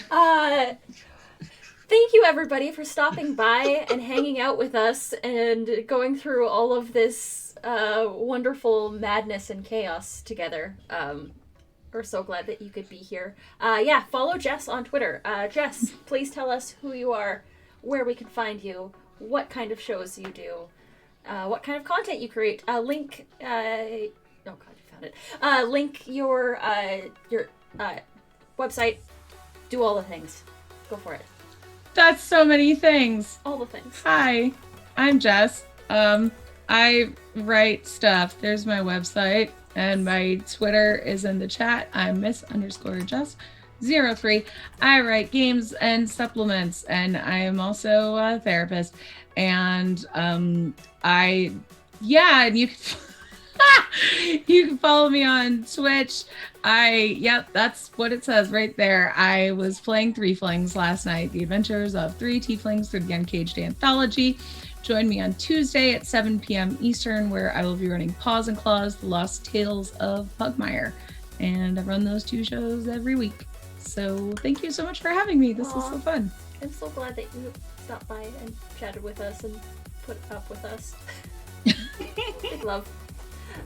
Noir, who are you? Where can we find you? Though we all pretty much know it's everywhere at any given time. Noir is there, lurking behind the curtain to Just be in your watching. TTRPG streams. Waiting. Need some Jesus penis. No, I'm so sorry. The first dick trailer is gonna be for Passion of the Christ.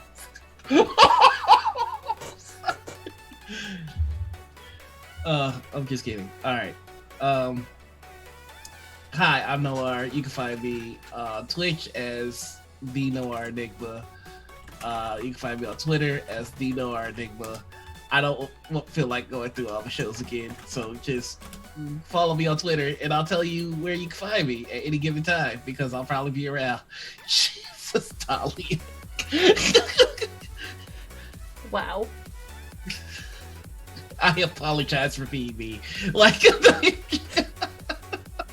Never. Never ever change. Just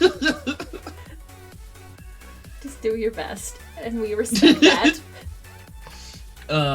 That's me, and now it is your turn. Hi, I'm Anita. This is my channel. This is my show. This is the kind of madness that I get up to on a Saturday morning. Now it's afternoon. Oh god, where did the time go? Hi, you can catch me here on Morning Ritual every Saturday. Next week, our guest is going to be Burrito. Woo! We're excited to see Brie on the stream.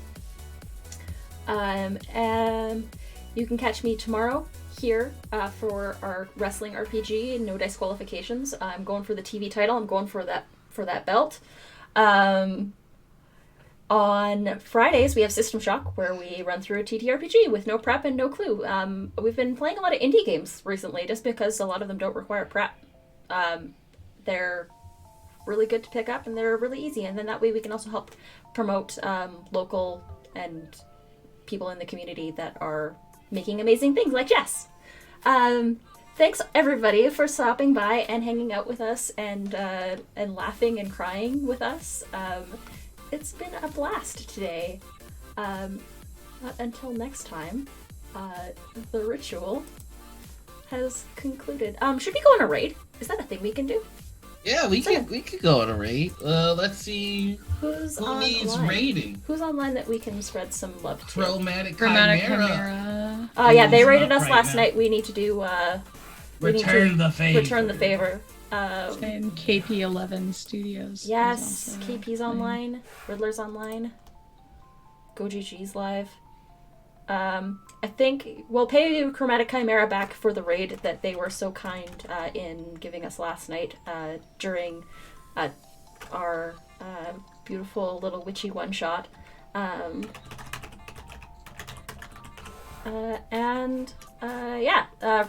Raid call? I have nothing good to add. Okay. Raid call. No raid call. Just spread some love, drop some bits, hang out, chill, and watch their game. We're gonna raid Chromatic Chimera, but until next time, passion harder. Passion harder. I'll take it. Use emotes if you have them. We are going to hell. Raid message? No, Dirty.